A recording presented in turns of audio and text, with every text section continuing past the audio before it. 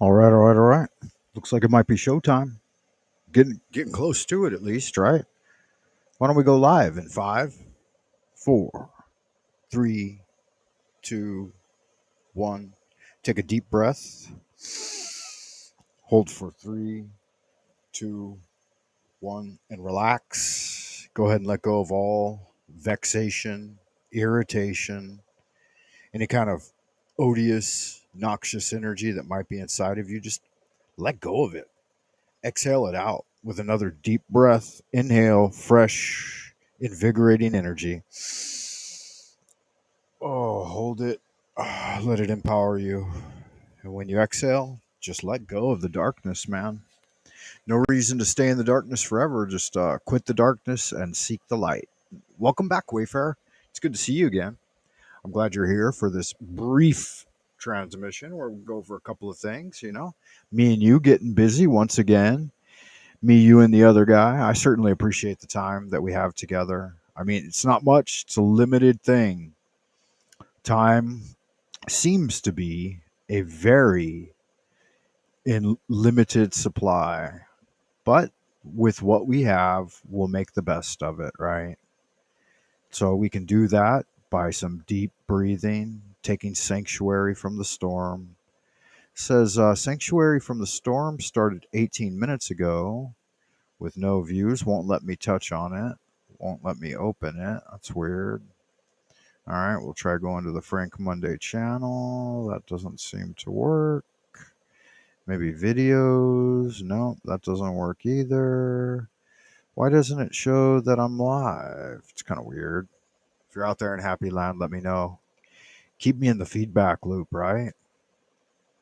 I should be viewing it right now, but I don't seem to be. That's okay. I'm broadcasting to you from the central kingdom of the celestial dragon, Twilight Zone Old Peking. Once again, like Finnegan.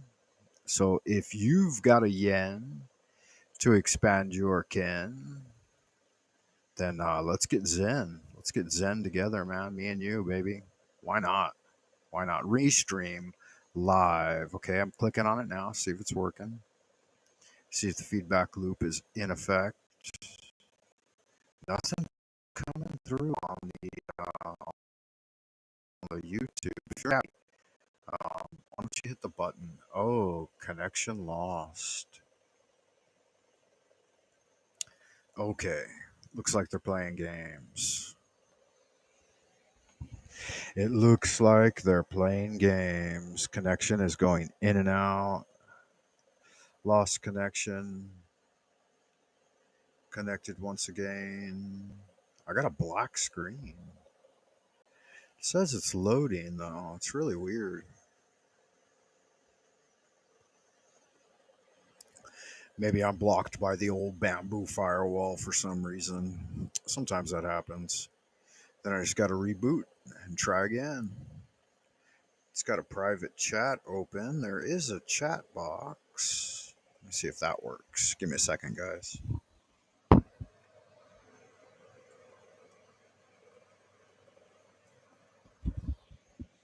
All right, that shot out of here like a bottle rocket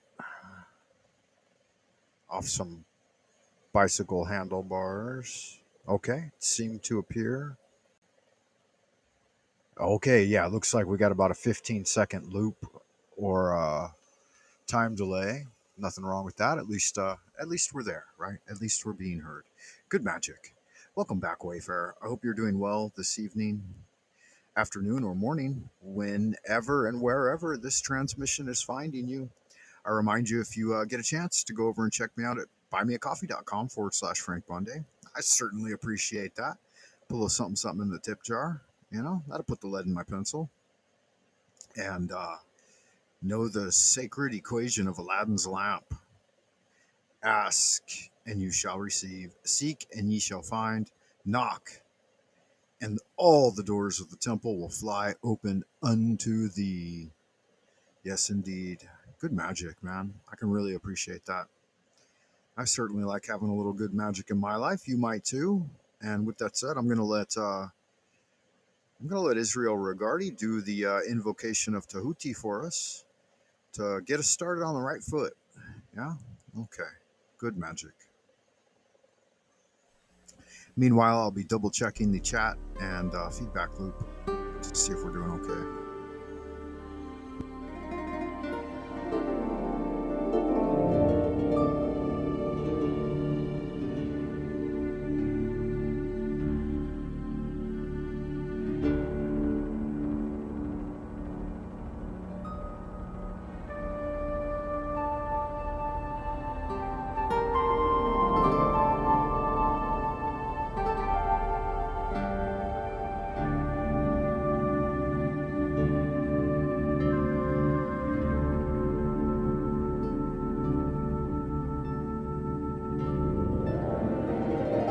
Invocation of Thoth. Procul, O procul esti profani, qual lasti ompeda. In the name of the mighty and terrible one, I proclaim that I have banished the shells unto their habitations. I invoke Tahuti, the Lord of wisdom and of utterance, the God that cometh forth from the veil. O thou majesty of the Godhead, wisdom-crowned Tahuti, Lord of the gates of the universe, thee I invoke. O thou of the ibis head, thee I invoke. Thou who wieldest the wand of double power, thee I invoke. Thou who bearest in thy left hand the rose and cross of light and life, thee I invoke. Thou whose head is as an emerald, and thy nemesis as the night sky blue, thee I invoke. Thou whose skin is of flaming orange as though it burned in a furnace, thee I invoke. Behold, I am yesterday, today, and the brother of tomorrow. I am born again and again. Mine is the unseen force whereof the gods are sprung, which is as life unto the dwellers in the watchtowers of the universe. I am the charioteer of the east, Lord of the past and of the future.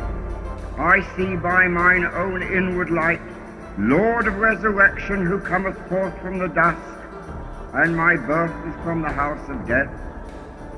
O ye two divine hawks upon your pinnacles, who keep watch over the universe, ye who company the bier to the house of rest, who pilot the ship of wrong, ever advancing onwards the heights of heaven, Lord of the shrine which standeth in the center of the earth. Behold, he is in me, and I in him. Mine is the radiance wherein Ptah floateth over the firmament. I travel upon high. I tread upon the firmament of new. I raise up flashing flame with the lightning of mine eye, ever rushing on in the splendor of the daily glorified Ra, giving my life to the dwellers of earth. If I say, come up upon the mountains, the celestial waters shall flow at my word. For I am Ra incarnate, Kepra, created in the flesh. I am the eidolon of my father Tamu, Lord of the city of the sun. The God who commands is in my mouth. The God of wisdom is in my heart. My tongue is the sanctuary of truth, and a guard sitteth upon my lips. My word is accomplished every day, and the desire of my heart realizes itself as that of Ptah when he createth his works. I am eternal, therefore all things are as my designs, therefore do all things obey my word. Therefore do thou come forth unto me from thine abode in the silence, unutterable wisdom, or light, or power. So, Hermes, Mercury, Odin, By whatever name I call thee, thou art still nameless to eternity. Come thou forth, I say, and aid and guard me in this work of art. Thou, star of the east, that didst conduct the Magi, thou art the same all present in heaven and in hell. Thou that vibratest between the light and the darkness, rising, descending, changing ever, yet ever the same. The sun is thy father, thy mother the moon. The wind hath borne thee in its bosom, and earth hath ever nourished the changeless Godhead of thy youth. Come thou forth, I say, come thou forth, and make all spirits subject unto me, so that every spirit of the firmament and of the ether, upon the earth and under the earth, on dry land and in the water, of whirling air and of rushing fire, and every spell and scourge of God the vast one may be obedient unto me.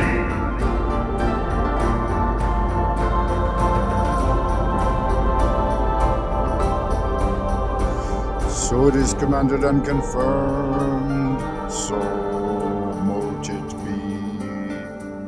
Amen.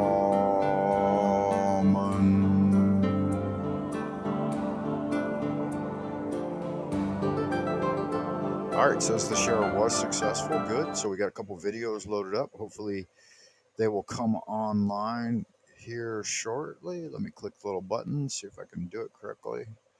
It says it saved it as a My Video 10. I don't think that's the way I meant to do it. All right. I think My Video 10 is the first one in the series. So I'll go ahead and get that queued up now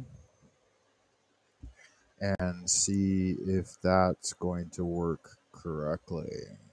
I remind you guys, we are broadcasting we. When I say we, I mean me, myself, and I. Broadcasting to you from the central kingdom of the celestial dragon, Twilight Zone Old Peking. Once again, like Finnegan, I welcome you, Wizard, Warrior, Wanderer, Wayfarer, and Wildcat alike, wherever you are, whoever you are, and whenever you may be receiving this transmission. I hope you are doing well, Wayfarer, ad astra per aspera, carpe diem, nose, te ipsum, tu es Dios. Good magic, yeah. What a thing, right? What another wonderful opportunity to be together and to share time, right? That's all we got, man. We're just living on borrowed time, you, me, and the other guy. And that's all right. That's good magic. We've always got the ideas room open to paranormal encounters as per usual. So make sure if you've come across something unusual, a Mandela effect, some sort of time shift or apotheum, let me know about it, man. Have you seen a ghost or a spirit? Have you had an unusual dream? Have you walked the realms beyond this one, right? Beyond this dimension, even those spaces in between, the non Euclidean geometric figures that appear in shadows and expand. And every night, man, you, me, and the other guy, we all fall into Dreamland, right? How do you get there? Do you drift gently with conscious awareness into the realms beyond the Fathomless Cavern with its gem-studded ceiling, or do you slip off unaware? Right? Do you disappear from the world? The critical factor: does it? What happens to it? Is it stolen from you by the lurker at the threshold, the guardian at the gate, or are you able to maintain it and pass into the realm beyond? Not everyone can do that, man. I've learned there are a lot of people out there that live in a scientific materialistic worldview where nothing ever happens, right? They don't even have a sense of their uh, like atomic or molecular structure just grinding away, interacting, oscillating, interplaying, getting shit busy, the cosmic intercourse at the level of the particle within one's being. They don't even think about it ever. They're just chilling and got no idea what's going on. Whatever the screen presents to them is what they believe oftentimes. Some I don't know who they are. Even the ordinary, average, everyday individual can fall into those trance states that steal away your mindfulness and awareness and make it so that memory just disappears, right? You gotta be in command of your temple, man. You gotta let the bad guys know that you're the host in charge, right? And you're the one getting the good magic done. Hey, we got a visitor in the ideas room. Voy is here. If that is in fact Voy, I've got a bad connection from behind the bamboo firewall tonight, Voy. So I can't verify or see anything clearly or correctly. But that's all right. I just keep rolling with the punches. Doesn't matter how they try to block me. I'll just keep coming back.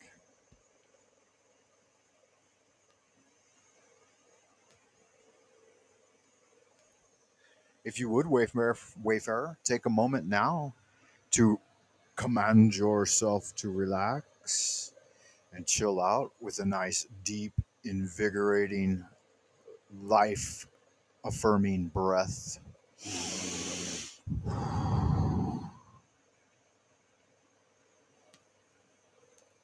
Hold it for a moment if you would. You might like it this time. If you think it will help you relax, choose an eye fixation point on the wall in front of you. Yeah. And take a deep breath as you concentrate on a small point, whatever it may be, at or around an arm's length to 2 arms length in front of you, slightly above eye level from wherever you're sitting. Maybe you're standing. I think most of you are probably sitting. If you're lying down, you shouldn't necessarily do this activity, right? This isn't about falling asleep on this one. This isn't about falling asleep on this one. It's about empowering good magic. Yeah, so go ahead, choose that eye fixation point. Deep breath in. Hold for 3, 2, 1, and command yourself to relax. Let your eyes drift gently closed if that helps you relax. If not, you can do it with your eyes slightly open. All right.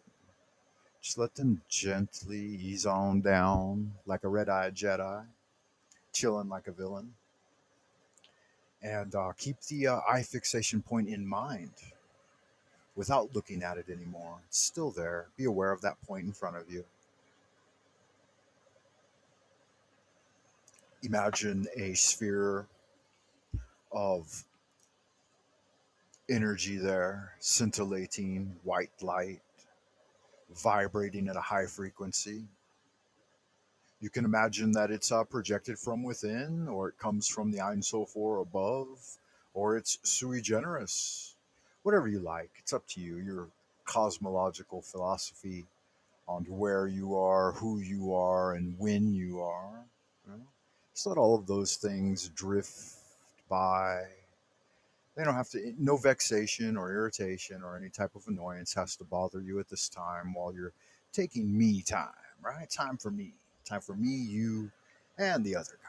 To all chill together and relax. You know that there's nothing wrong with relaxing, right? Taking some time off. You don't have to be strung tight all the time like a spring, compressed, ready to pop. You can take time to relax and unwind and treat yourself to an inner visual experience.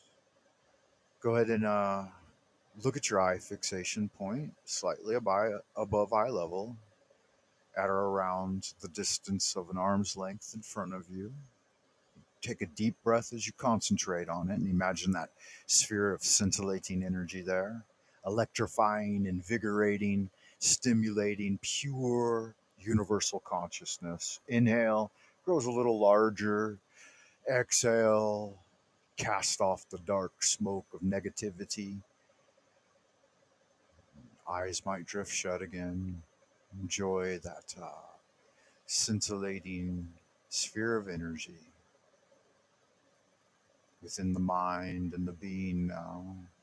invigorating and stimulating your life force, bringing calm, cool, collection, strength, endurance, fortitude, vitality, all of the things that you deserve.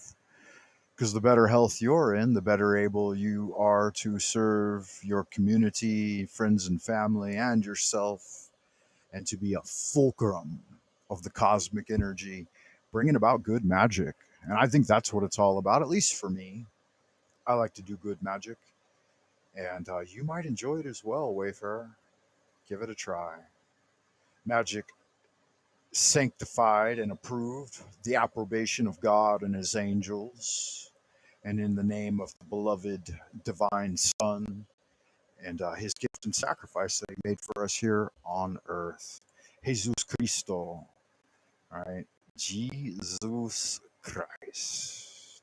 What a guy, what a wonderful wayfarer that brought his Lord's magic to us in the form of many miracles and spiritual immortality. Not earned, but freely given. What a thing. And as we think about that eye fixation point, once again, taking a deep, cooling, invigorating breath in. Oh, as nice as you like. Hold it for 3, 2, 1, hand relax. You can deepen your relaxation by allowing any auditory sensation to signal deeper relaxation. Deeper and deeper each time. The sound of the fan running nearby, circulating fresh, cooling air within the room, or some sound outside your window, or a beep or click made by a mechanical or electronic device. All of those sounds need not bother or disturb you. They can just deepen your relaxation. I enjoy you to, I invite you to take that sphere of energy that you've created, and wherever and whenever you're mastering the sphere of energy, you can give it coloration, texture, embodiment. You could call upon the name of God within it. You can expand it to surround you like a sphere of protection. You can transform it into a golden light of vibrating energy, scintillating, swirling. Take it in your hand with your eyes closed. It's easier to perceive this ball of energy with the eyes closed. All right, you needn't detach yourself from your physical form while doing these activities. Raise the hand up, touch, feel, caress the ball, put it anywhere you might need healing.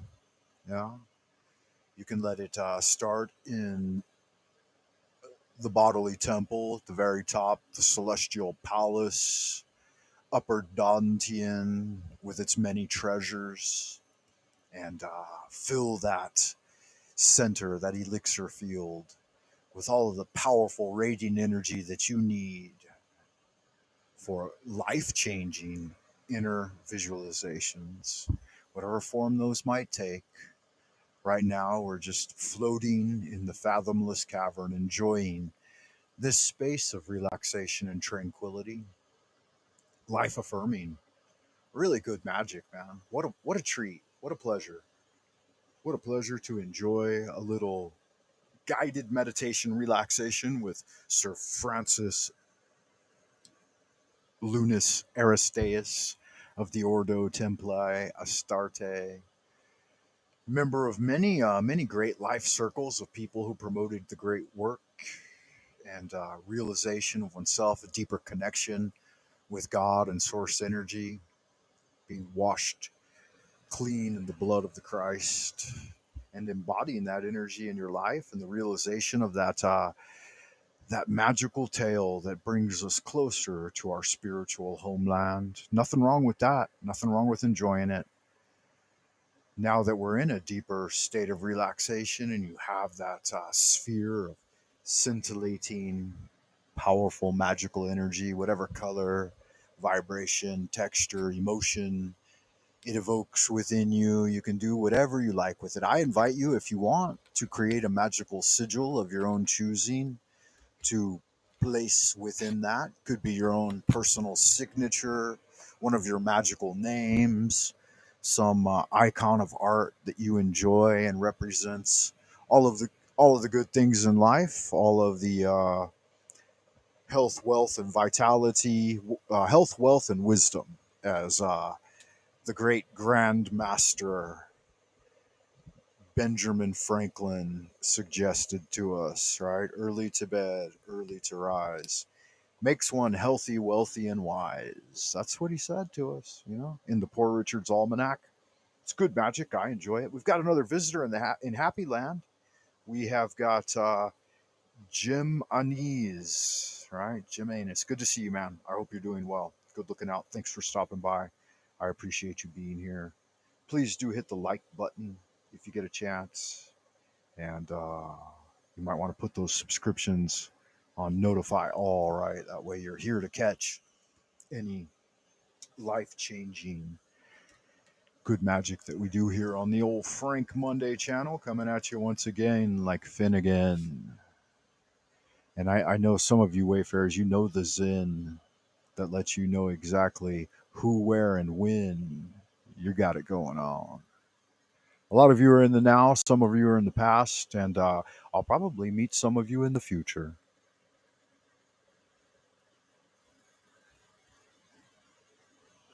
Any way you look at it, it is what it is, right? We're going to get into a video on kind of a scary one, man, on angelic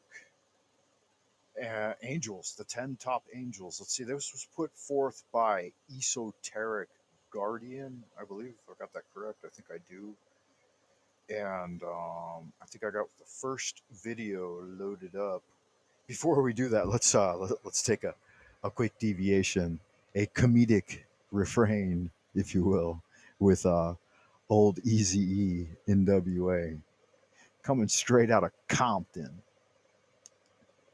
Person walks up to Easy E and says, "Hey, nigger." Depends on how you said it. Like if you say, "What's up, nigga?" then that's cool. But if you just say, "Nigger," then I'm gonna take it different. I might be over there, you be pulling me off of it, you know? Now, if a white person walks up to Easy E and says, "Hey, nigger," Depends on how you said it. Like if you say, "What's up, nigga?" then that's cool. But if you just say, "Nigger," then I'm gonna take it different. I might be over there, you be pulling me off of it, you know?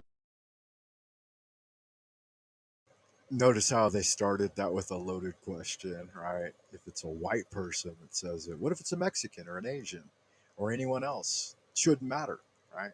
Sounds like a racially loaded question. But Easy was used to that shit, man. He was a nigga from the hood. Shit. He tried to fuck over all those other guys, though, it seemed. To some extent. Dr. Dre. Willkommen zurück bei Esoteric Guardian. Heute tauchen wir in eine der am meisten missverstandenen Ecken des Okkultismus ein, einen Teil des Engelsgesetzes, über den die meisten Menschen nicht sprechen. Oder vielleicht wollen sie es einfach nicht.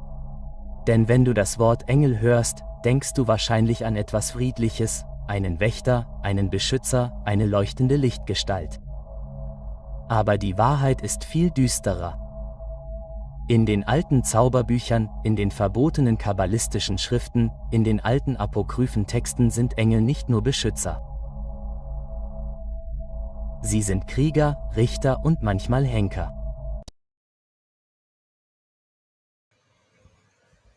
Yeah, let's start there. So, we can see from the video that these angelic forces, right? These beings of eternal light. Some of them only, from what I understand, can only exist for 5,000 years before transformation.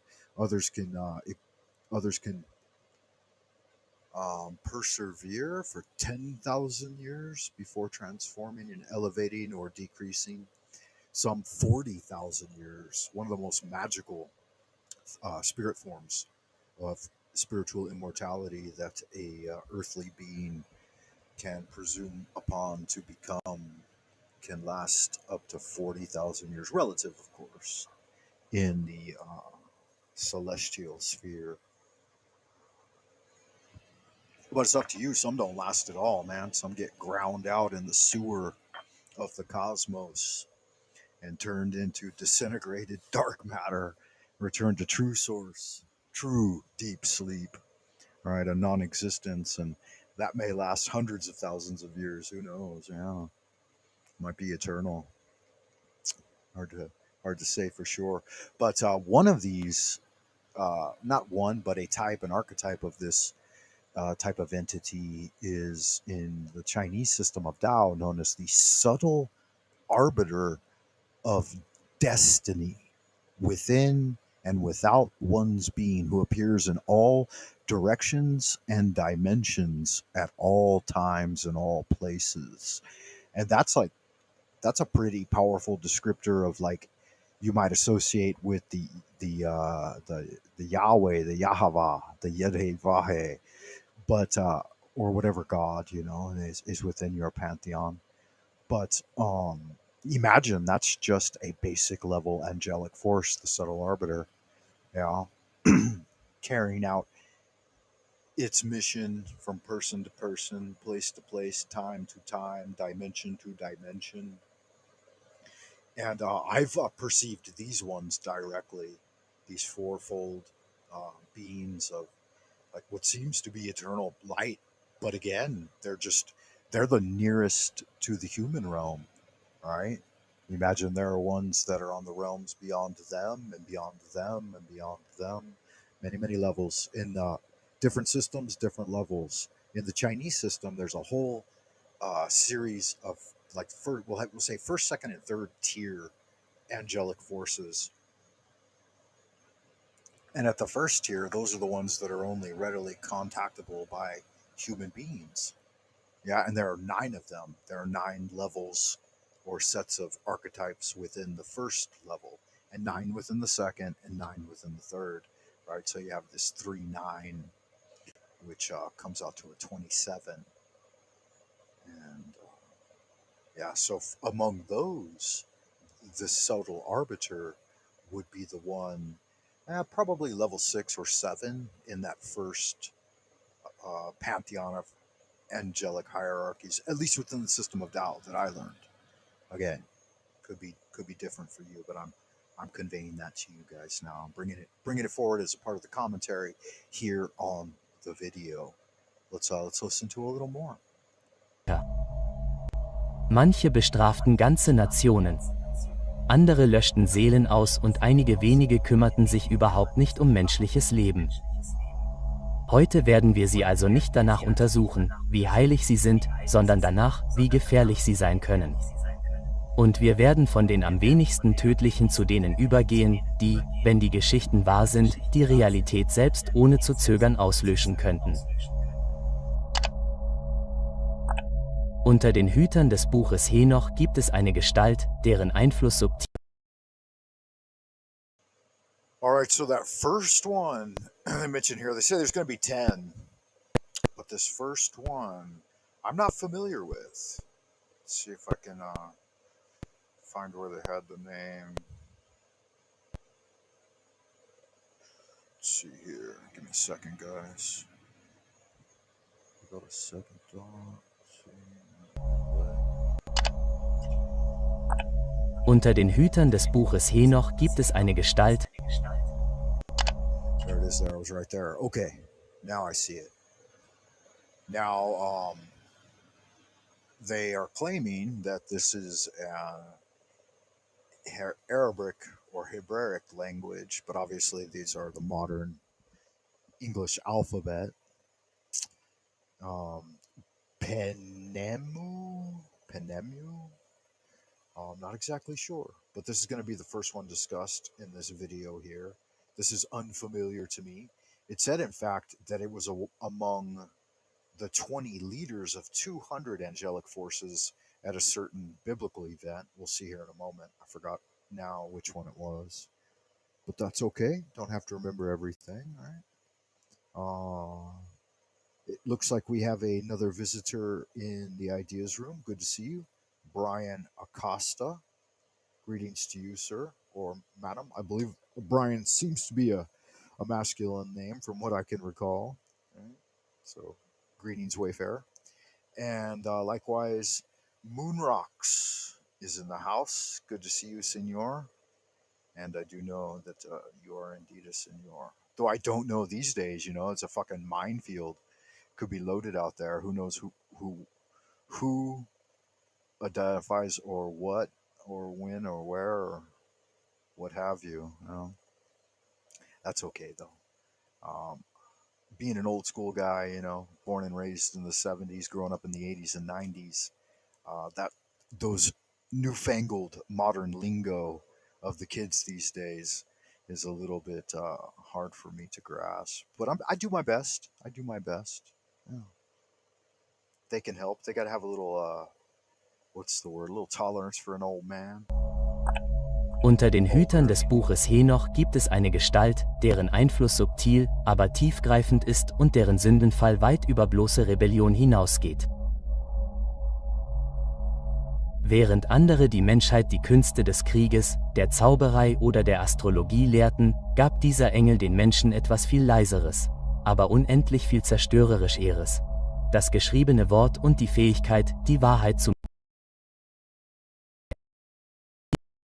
Engel den Menschen etwas viel Leiseres, aber Okay, so he says that he gave us something infinitely more despicable or infinitely more unendlich viel destructive. Zerstörerischeres. The human word. Das geschriebene Wort That's what I said, the written word. Okay. Yeah, see how quick that passed through? Zerstörerischeres. A second to hit the pause button Das and identify. Okay, there, I got it. geschriebene Wort und die Oh, and then I fucked it up and touched it again. Give me a second, guys. Zerstörerischeres. Das Also geschriebene with Wort that und die visual. Oh, there it is. Oh, did I get it? No, didn't get it. Boop. Zerstörerischeres. Das And boop. Got it that time. All right, good magic. Finally. Jeez, what a thing. Yeah, so you'll see that in this image, the angelic creature, right? This looks pretty demoniacal, right?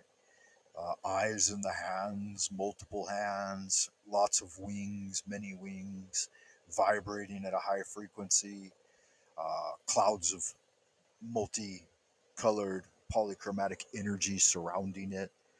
I mean, to see a thing like this, to experience a being of this nature, whether while dreaming or in deep meditation or even fucking wide awake, right? Oh, good God, how many people could handle encountering a genuine angel in real life that hasn't totally masked itself from human vision? Oh, Moonrocks, you caught the TML transmission. Good magic, man. I appreciate that.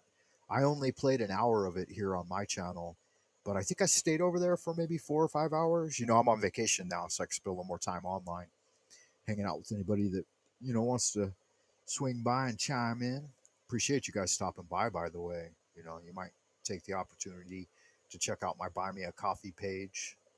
It's certainly a thing in and of itself. I've stopped writing essays for it, but it's still up. It's got a few documents. It's got a lot of behind the scenes photos and essays and different stuff, syllabuses for 100-day challenges, so on and so on. And 95% of it's all free.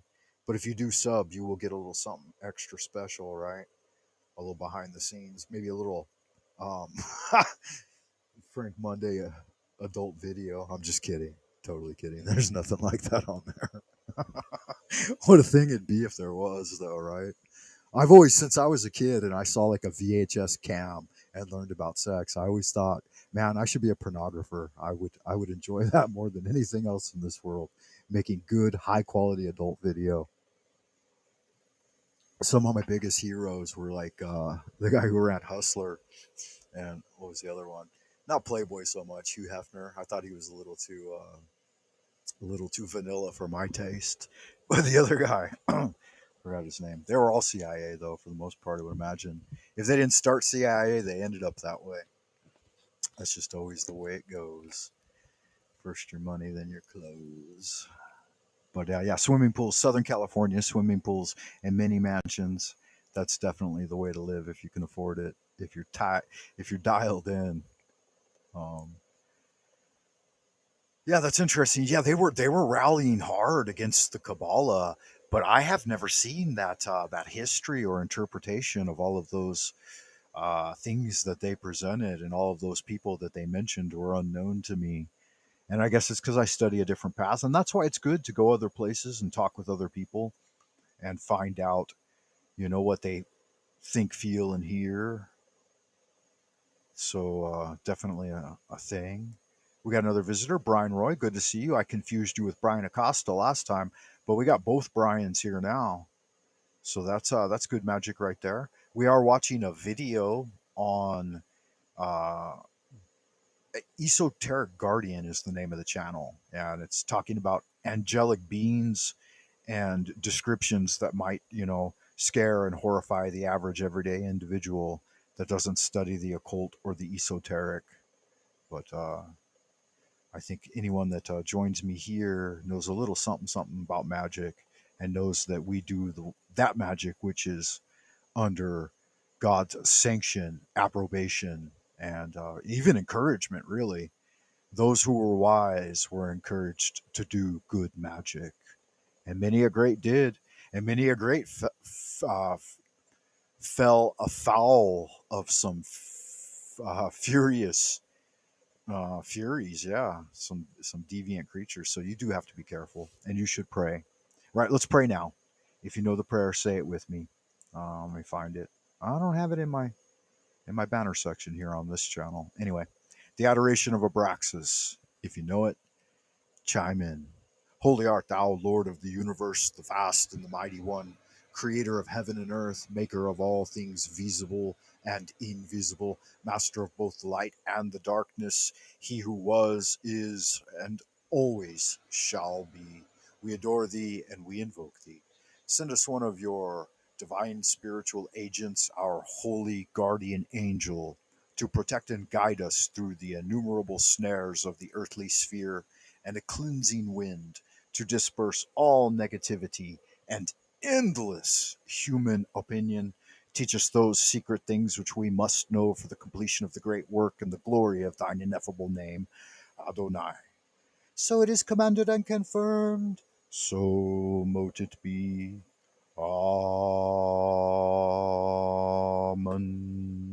Good magic. Remember, O neophyte, goodness alone is power, silence is strength, will regaineth omnipotence, and love lieth at the foundation, because love is the law, love under will, and do what thou wilt shall be the whole of the Yah. Abra hadabra.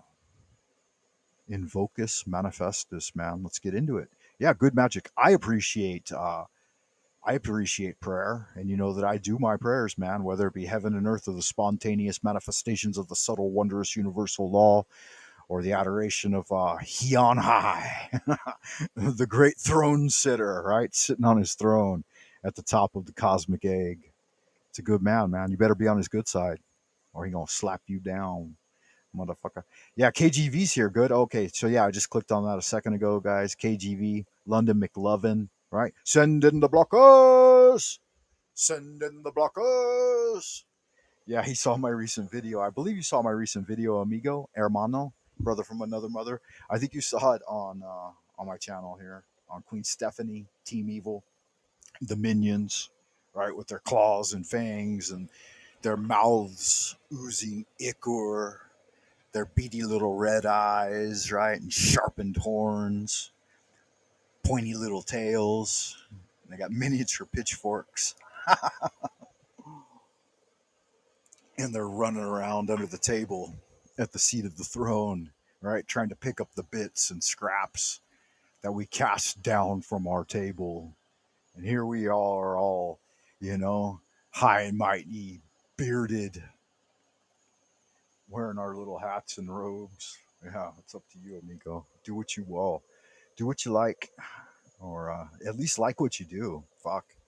That'll save you the tediousness and boredom. Yeah, we're going to get in a little more into it. The written word, right? Daemoniacal. Let's find out what else it's got to say. Wort und die Fähigkeit, die Wahrheit zu manipulieren. Im Buch Henoch ist seine Rolle klar, wenn auch nur kurz beschrieben.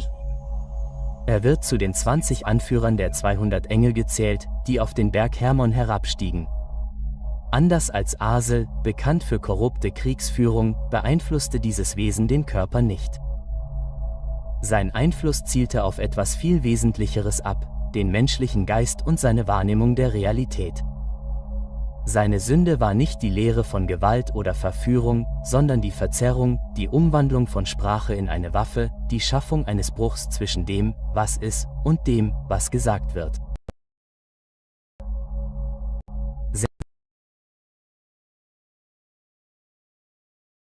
Seltsamerweise verschwindet dieser Engel fast vollständig aus der späteren christlichen Dämonologie. Anders als Azelle oder Samil wurde er nie als beschwörbarer Dämon in die Zauberbücher aufgenommen. Ah, there you have it. It says that he didn't appear in any of the great grimoires. That's why I guess I'm unfamiliar with his name. So this is a brand new one here to me, guys. Later, I believe he mentions the Lemegeton and the Ars Goetia, and he says that they did this particular entity, demonic angel or angelic demon, whichever the case may be, is mostly unknown. Yeah, that makes sense. All right, might be bringing forth entirely new information. What manuscript does it appear in? Where is it mentioned? He said the Book of Enoch. Ah, that's right. He said it began in the Book of Enoch. Er taucht auch nicht in den Reihen der Lemegetan oder der Asgiye auf. Doch seine Abwesenheit bedeutet nicht, dass man ihn vergessen hätte. Sie deutet vielmehr auf eine so tiefe Furcht hin, dass sein Name in den konzeptuellen und nicht in den rituellen Bereich verbannt wurde. Seine Domäne, die Verfälschung des Wissens, widersetzt sich der. There you go. His domain is the corruption of knowledge. Yeah, so we see that he's this one is pretty active in today's modern life, right? Because there's been quite a bit of corruption of knowledge. I've noticed a huge shift from the print and tactile existence sphere, the manifest realm, to now the etheric or electronic information superhighway, right? There's been a giant shift in sentiment towards genuine written texts. And I think that the people that are beyond half a century, right, headed into the second half of the first century of their lives in this manifestation anyway, have got a very different understanding of many of these things. I hear a lot of the younger guys, the Christian fundamentalists, they seem to be, right? Some of them, even atheists, are presenting that these pathways are forbidden and taboo. But what an archaic way to look at things. God, it feels like almost the D&D satanic panic to me as a wayfarer who went through all of that. It's easy to see how ludicrous most human opinion is, right? Sich der einfachen Mechanik der rituellen Beschwörung. Im Mittelalter wurde das Wissen selbst zensiert, kontrolliert und gefürchtet. Vielleicht war dies seine wahre Form der Präsenz, unsichtbar, aber aktiv, eingewoben in jeden manipulierten Text, der von religiösen oder politischen Mächten verfasst wurde. Im modernen Okkultismus, insbesondere in hermetischen und revisionistischen gnostischen Kreisen, wird er nicht als Dämon, sondern als Archetyp der strukturellen Täuschung neu interpretiert. Hier wird er als derjenige gesehen, der den Schleier zerreißt und die grundlegende Falschheit der menschlichen Sprache enthüllt. Schleier zerreißt und die grundlegende Falschheit der menschlichen Sprache enthüllt. In diesen Traditionen soll diese Entität nicht beschworen, sondern verstanden und schließlich transzendiert werden. Anders als bei seinen gefallenen Brüdern sind keine historischen Rituale bekannt, die darauf abhielten, ihn anzurufen. Er taucht nicht in alten Schlüsseln, mittelalterlichen oder operativen magischen Rechten auf. Seine Anrufung wäre gefährlich, gerade weil sie die völlig transzendiert werden. Anders als bei seinen gefallenen Brüdern sind keine historischen Rituale.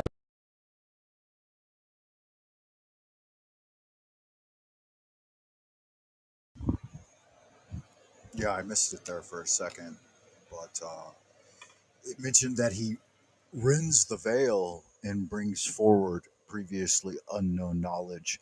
So imagine how many scholars, inventors, scientists, revolutionaries have unwittingly communed with this particular entity in bringing forth things from beyond unwittingly. I'll tell you about some of the stranger aspects of the internal journey and going along the pathways of the Magi, as it were. Like, there are many entities and beings out there that surround people and interact with them while they sleep at night, but non practitioners of magic are totally unaware of them.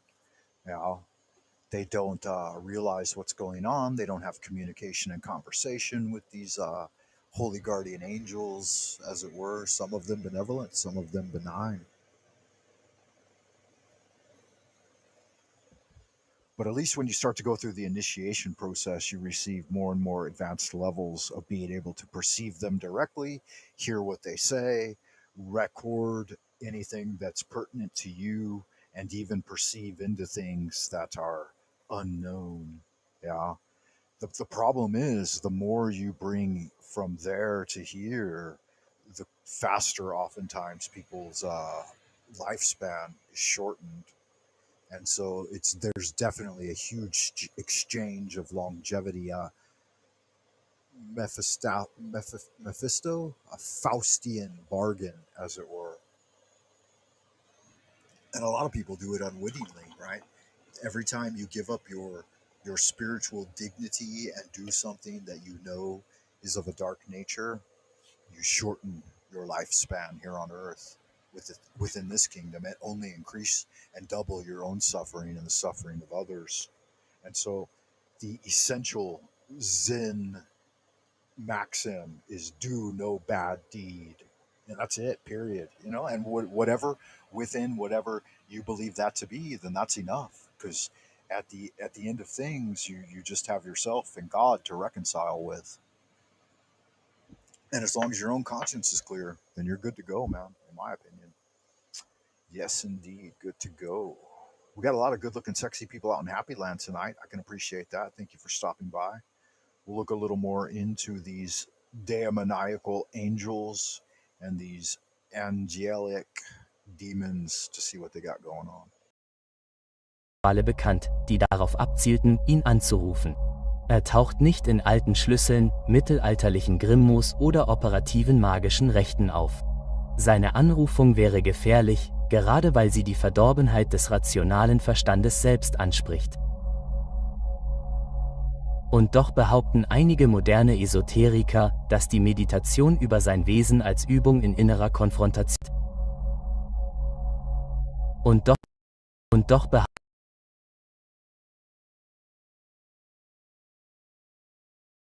Okay, there, yeah, I think I nailed it good. Yeah, this is a lovely picture. I like this. I mean, it's all, I guess, created by AI. The voice is AI generated. Hell, even probably the summaries and dissertation is mostly AI generated. But it seems or appears to be, as at least it's someone who knows how to prompt it correctly, right? These are inquiries and dissertations into things I started seeking out knowledge into back when I was in my early teens. Some of the first grimoires I had, I think I've mentioned them before. I needn't mention them again. But everyone had their own. Everybody had their own grimoires that they enjoyed and read and perused and studied deeply. Hopefully, you studied a few of them deeply, right? Some of those catalytic books that are seminal, they need to be read dozens of times. But yeah, I like this one. I wouldn't have drawn this way myself. I would show the aspirant with his angel in a more on a level relationship. You shouldn't be on your knees when it comes to interacting with and becoming a powerful angelic force, right? You should step up and lift up your head and eyes and approach, embrace, right? Do the Holy Guardian Angel retreat if you need to. Maybe you're not on a level where you feel comfortable doing that, right? Imagine your holy guardian angel standing above you, beatific, enrobed in red golden light, scintillating, healing energy. Take a deep breath in and aspire to your angel. Yeah. And then exhale, and you and your angel are one. See, that's how it works in the Golden Dawn. That's very simple. I mean, this Crowley's secretary, Israel Regardi, bringing forth some of the fundamental affirmations and practices, spiritual path workings, really, right? You take that deep breath, you close your eyes, you envision that. That's something you're creating within your mind, and then bringing it down to merge with you, make you stronger, healthier, wiser, faster, greater fortitude, higher levels of vitality, presence.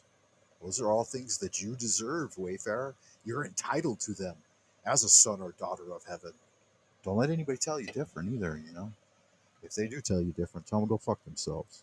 We needn't be monkey men, all right? Monkey men and women down at the bestial level of the animals.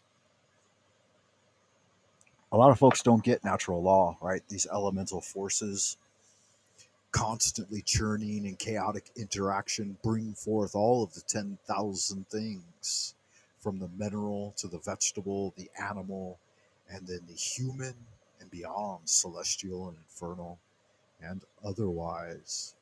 And our ascension is ensured if we know that basic process, right? We know that elemental seasonal rotation of the great ladle in heaven, just dishing out endless amounts of abundant energy. All you need to do is receive, right? That's all you got to do. You could ask if you want. There's the timeless equation of the genie in his lamp, right? You get up there and you find Aladdin's lamp and you rub it 2 or 3 times. A genie pops out and says, "Your wish is my command." Abrahadabra. 3 wishes granted, and you get into big magic. Your 3 wishes, ASK, ask. All right, and you shall receive. Seek, and ye shall find. Knock, and all doors of the temple will fly open unto thee. And yeah, you know the temple. You guys got this figured out. You know about that mighty power within you that can manifest all that you need and desire, right? And why? Why should you have it? Why should you be entitled to any powerful form of manifestation? Because you deserve it as a son or daughter of heaven, to empower your life, to improve your health and well-being, and to make you a mover and a shaker so that you can help other people, because you're the only one that's going to do it. Ain't nobody else out there going to help nobody, right? Bunch of NPCs running around mooing like cows. What do the little hats do? What do the little hat guys call them? Goyim. That's no fun, right? You don't want to be a flesh golem animated only by some other entity's power of thought. You want to think for yourself, breathe for yourself, choose which of the items you ingest and consume, whether it be with any of the 5 primary senses or the 6th and 7th sense. Make those choices within your sphere of direct control. Your thoughts, words, and actions are the only things under your control, and you better seize control of them, because there's a lot of people out there that don't control their thoughts, right? You know who I'm talking about. They don't control their words, yeah, their mouths. They're disingenuous and insincere and outright deceitful. Stay away from those ne'er-do-wells. Those are the bad actors. And then they don't control their actions either, or their actions are controlled by others. You always want to be mindful and in primary seat of authority within your area of operation. Then you have the sphere directly outside of that, your aura, your magical circle if you're a magician, with the triangle of art and manifestation. And you can touch and reach and feel other things. Yeah, the media, the astral light that connects you with the eternal, right? Source energy, the unconscious, totally unreachable. Future, always in front of you, always receding into the distant horizon, always just beyond reach. Yeah, you can even touch the intangible. You can see the invisible. You can hear the inaudible. And in the mystic moment, you will grasp the Tao. And you'll know it. That's all it takes, in my mind. Oh, we got disconnected. Are we still connected? Not sure if we're connected, guys. I see blackouts here behind the boundary firewall. Give me fives if you're still out there. I can appreciate you guys stopping by, Wayfarer. Nope, disconnected.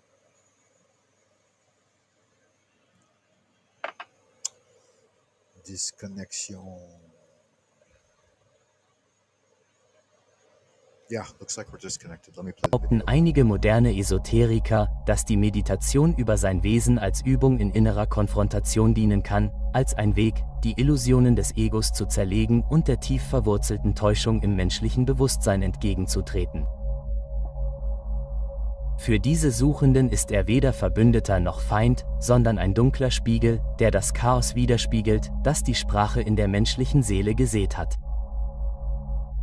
Kosmologisch gesehen war dieser Wächter Teil des gescheiterten Versuchs der Engel, in die materielle Welt einzugreifen. In radikalen gnostischen Interpretationen wird er manchmal als Mittler zwischen dem Demiurgen und der Menschheit gesehen. Manche sehen in ihm einen Vermittler im Gefängnis des Demiurgen.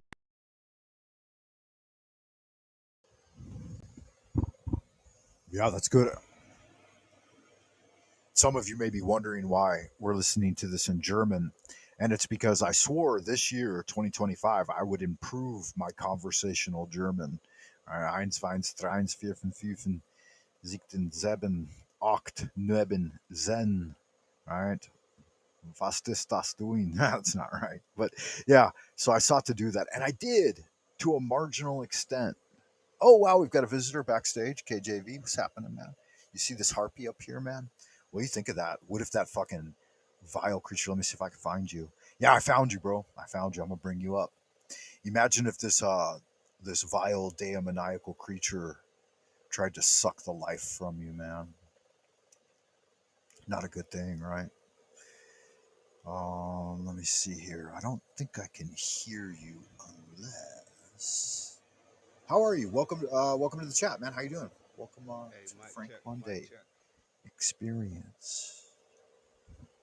Hold on, let me get my. Can you hear me all right? I can't hear you yet. Let me see.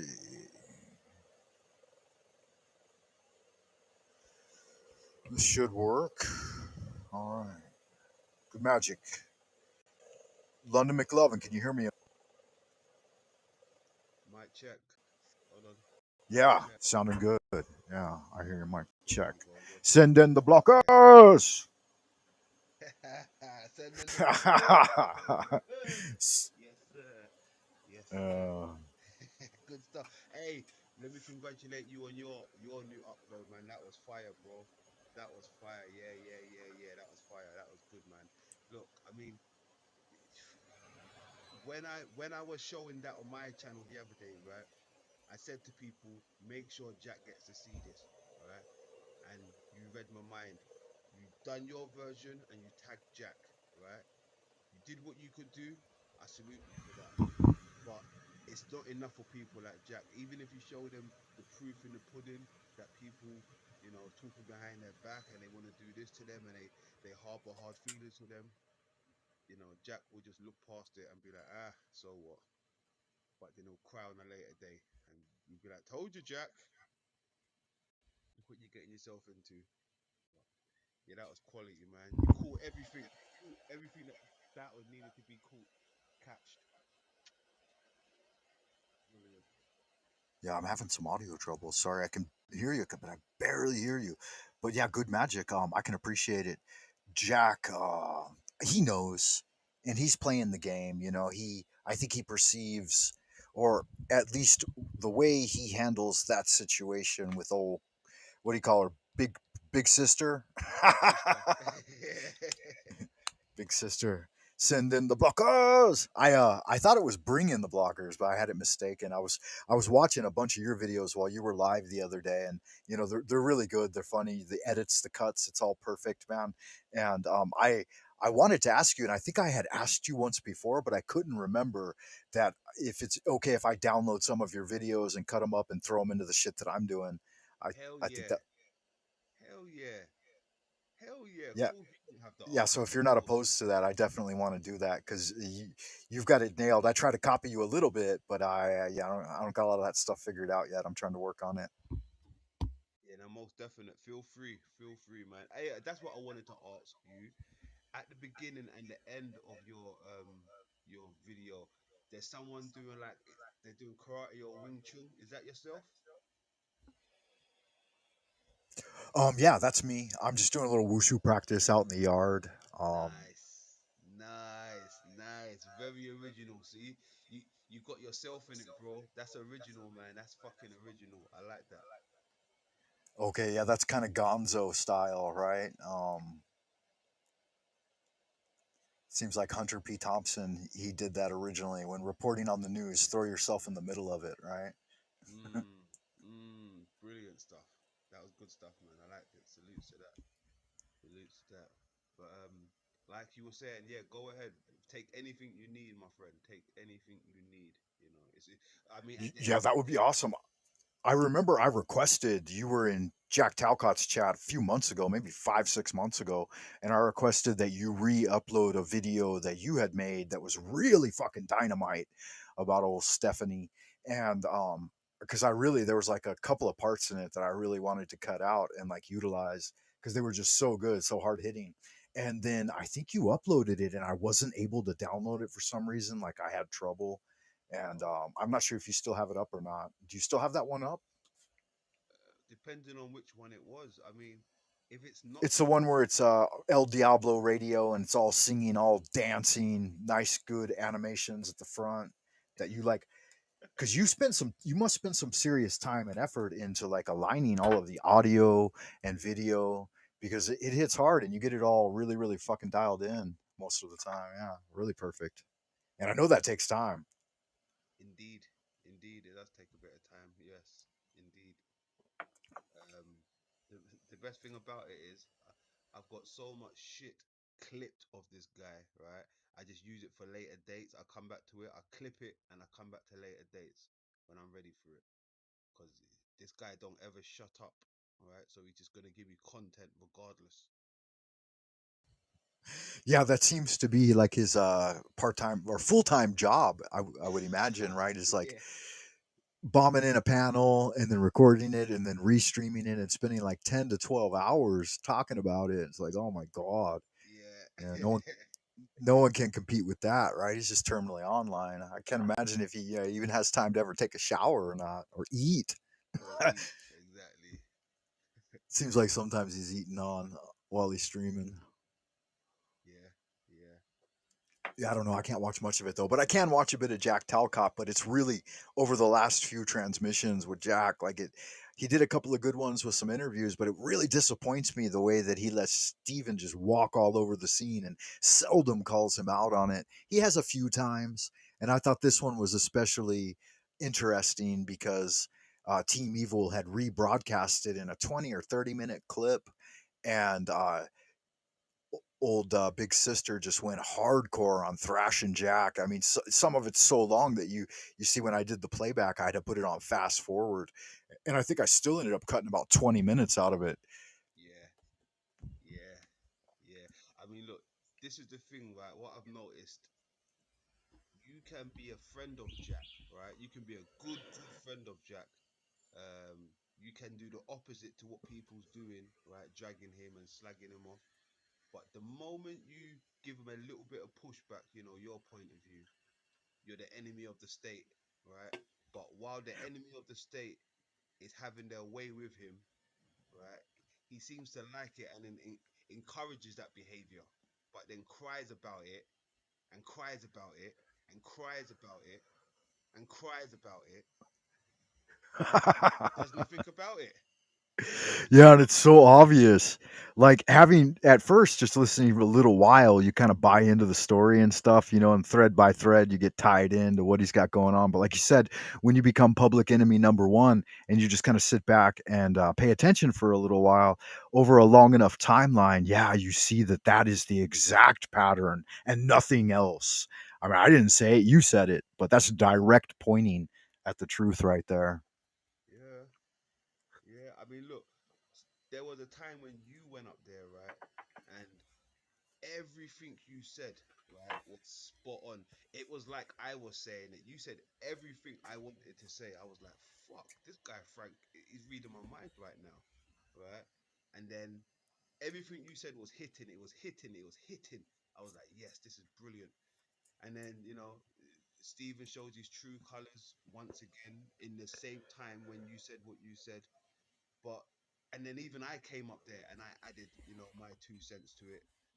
But it's like he can never see the good that people's doing for him, right? He don't see the good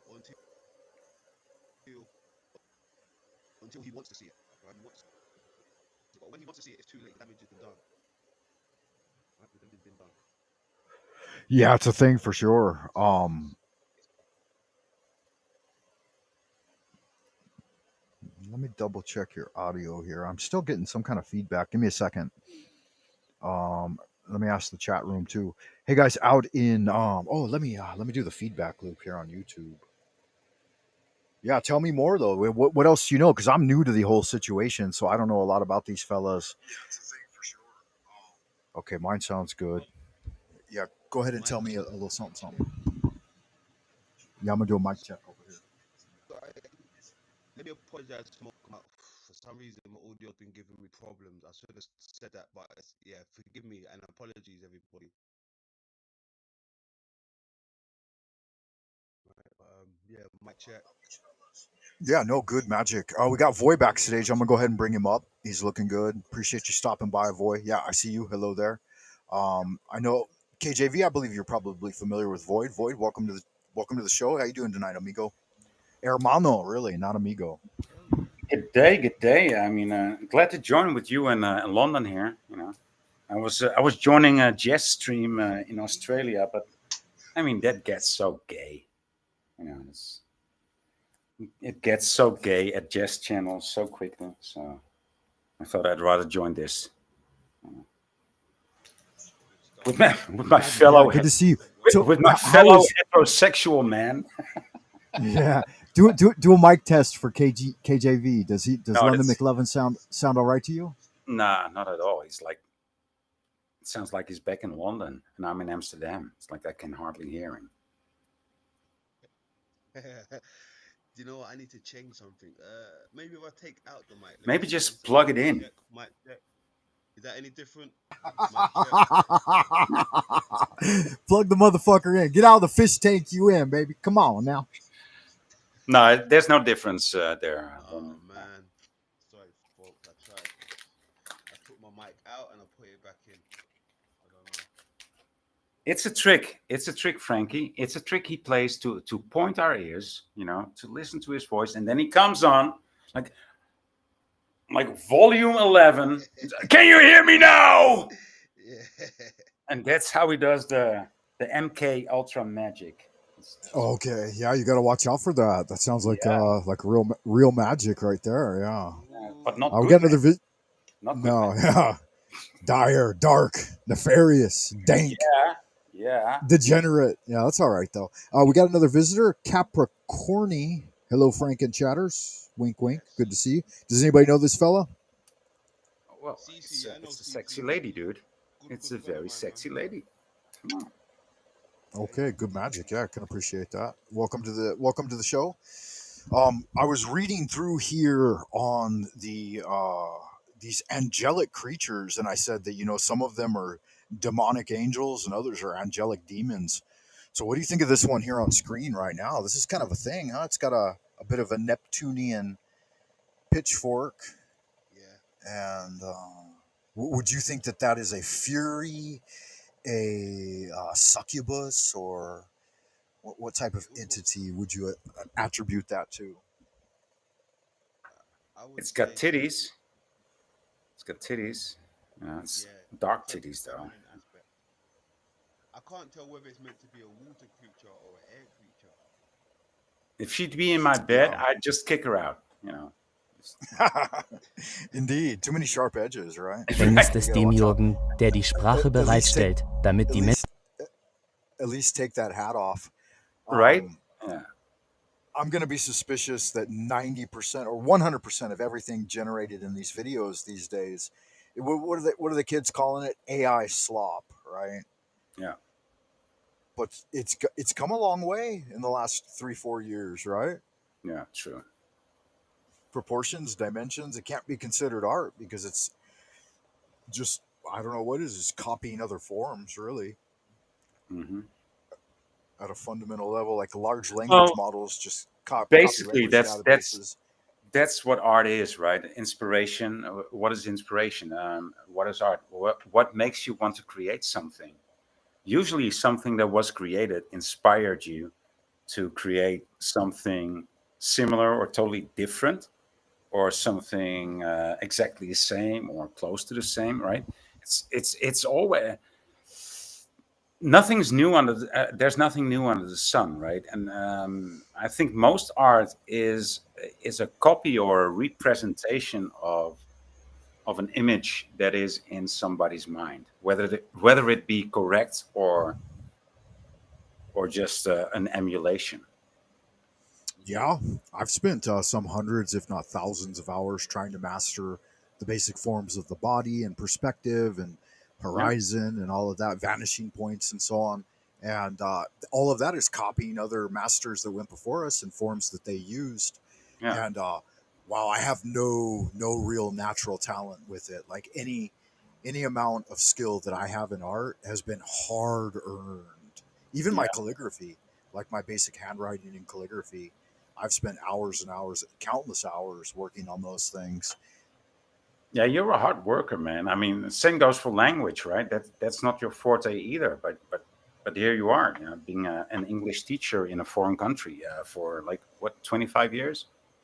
Yeah. Damn. Well, I Yeah, have to admit that I had some natural inclination towards Chinese.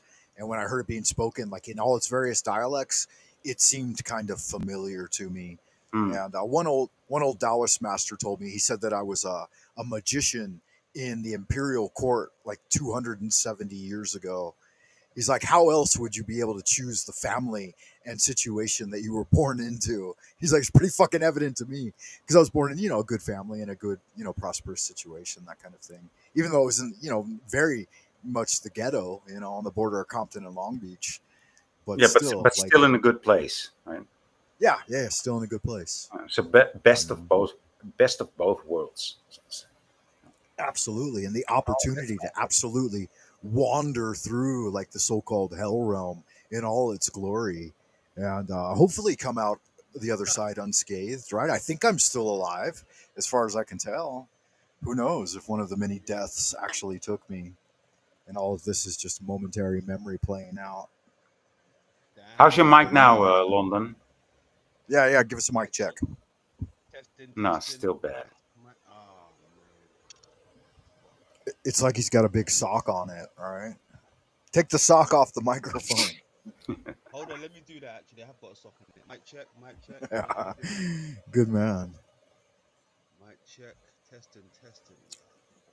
Yeah, I feel Okay. pretty honored to have you guys stop by. I mean, fuck the mighty London McLovin, KJV, and Voy.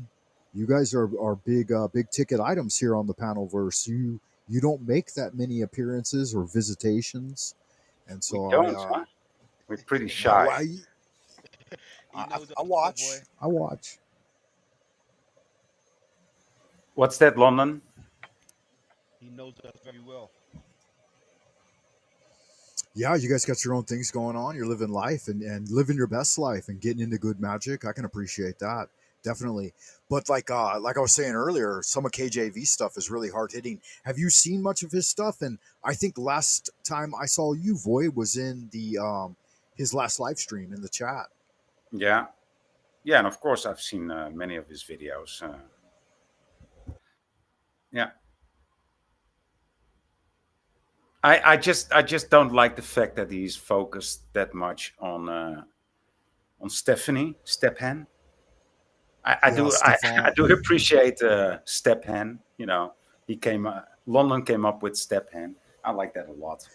But Well, I, yeah, and there's a lot of bad actors out there too. Yeah, you know what I mean. yeah.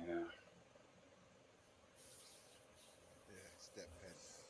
I hear you appreciate that. Yeah. But then So go ahead. then again, I get it that he's focused on Stephen because it's such a disgusting creature, right? It's yeah. It's like Stephen is like Stephen next to Joe Cool. Those are the ones that I despise the most here in this panel verse, right? And it's mainly it doesn't even matter what they say. It's just because they speak and the sound of their voice. I just can't stand it, you know. And then they start speaking with that ill mind of theirs, like Joe Cool and Stepan. I'm talking about, and Yeah. they're just wrong all the time, and their voice is wrong. Their intention is wrong. Everything is wrong about these people. You know. Well, I don't know where Joe Cool is from, but I do know that Stephanie is from the Great Northern Canadian Plain, and it seems to me, I don't know what it is, but Canadians seem to have like a vendetta against Americans, and they try to infiltrate our culture and cause all kinds of mayhem and chaos. I don't know what. I don't know, and they did it from like the fucking get go of the U.S. Right? You remember they went in and they tried to burn down the Capitol at one point. I don't know what the fucking Canadians have against us. Maybe is it jealousy? Or decency. Okay. I don't know. Yeah, explain. I mean, KJV bailed on us. I think all these nations are designated. You know, so nothing is grassroots in this world. Yeah, fair enough. So Fair enough. everything that is playing now, like Canada doesn't like America and Americans don't. It's just a natural thing that happens on borders, right? We don't like the Yeah, Belgians. that We could be think the part of it. Yeah. Belgians are stupid people, right? Like you think like all Polish people are stupid people, and probably North Koreans think that all South Koreans are stupid people, and the other way around. I mean, that's True just that. True that. Yeah. But the people who fall into the trap of it and then let it influence their character, I mean, I find that just unbelievable. You know, yeah. why give any kind of fucks? KJV's back. Mic test. Mic test. Mic check. Testing, Oh, Oh, that's testing. better, perfect. man. Yes, for Wow. fuck's sake, boy. See, now you're doing it, the MK Ultra thing, right? It's like fucking night Yeah, and day. finally, Show. for fuck's sake. Wowzers. I got so much I want to say. Voy, fuck you. Never liked you. My volume is much better. Now they can't stop me. I'm up. What's up? Unstoppable force. Indeed. Yeah, On top. thank you. Hey, Yeah, so getting at it. now I know next time if my volume's playing up, all I got to do is drop myself out and come back in. Thank Okay, you. yeah, and StreamYard's kind of a weird one, you know, like not StreamYard, Restream, I'm sorry. StreamYard Yeah. seems to work a lot better. I don't know, Yeah. they've made some changes to it recently, but yeah, and it's more expensive too, so Oh, it is what it is. how much you talking? How much more? I think Restream's like 30 a month and like basic StreamYard is what 50 a month? I use the free accounts. I think it's 55 even these days. But, Wow. Yeah, it changes day by day, man. They're making it more and more expensive to do any type of streaming this way. Yeah, the sneaky thing that StreamYard did is just up their monthly payments. They doubled their monthly payments without notifying anybody. Like, what's up with that? Like, who does that? Who the fuck does that? Seems like all of them do it now, right? Deceivers Drug do that. dealers. Cheaters and deceivers do that. Yeah. Yeah, fuck that. I keep to the free. That free one's still around, right? I've still got that one. I don't pay for my stream. No, same here. I mean, it only allows me to let 6 people up, but I don't even need 3 people on my panel more times. So yeah, I'll stick to the freebie for now.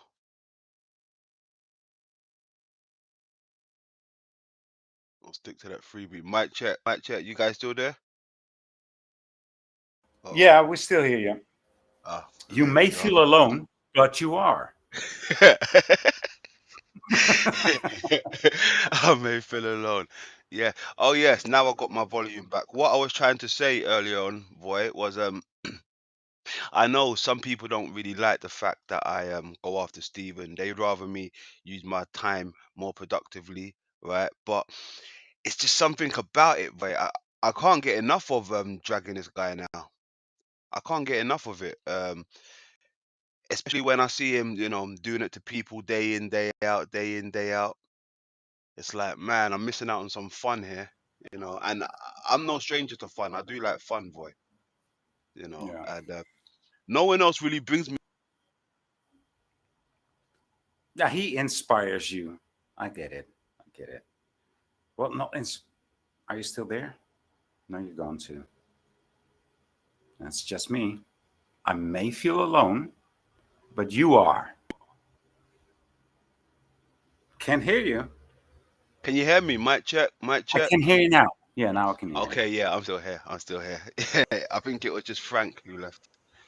But he Frankie's dropped back. himself. He's back now. Yeah, sorry, fellas. Restream gave me the boot.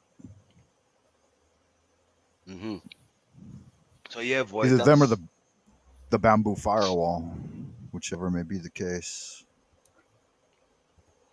yeah, boy. It's funny, right? What you just said. He inspires me, right? He does, believe it or not, right? For the social experiments, I get my inspirations from the clown, the queen, right? Mm-hmm. So Yeah, and he's it's spot good on. magic, and the interaction between him and Jack always baffles me, and it's becoming like an increasingly complex enigma to me. Really? I mean, Yeah, how can you read that much into it? Somebody that's so well versed into magic and manipulation and teaching, how can you be like, because as much as Jack presents himself as the modern day Messiah and seeking to be, crucified, as it were, um, wow, yeah. it, having the Judas constantly there and kissing him on the lips seems to run completely antithetical and contrary to any message he would actually like to see actualized. And so, like in a ritual performance of magic, you would definitely eliminate any outlier that is directly contrary to the fruition of your intended result. And he does just the opposite. So, what is that about? I mean, fuck it, it I does like make that any logic. explanation, Frank. Wow, Yeah, I didn't think of it. And even though you went a bit skewed on the end, but still it makes sense, dude. It does make a lot of sense. so neither logical nor intuitive factors would lead one to believe that there's going to be any positive outcome in sticking your dick in the dirt, right?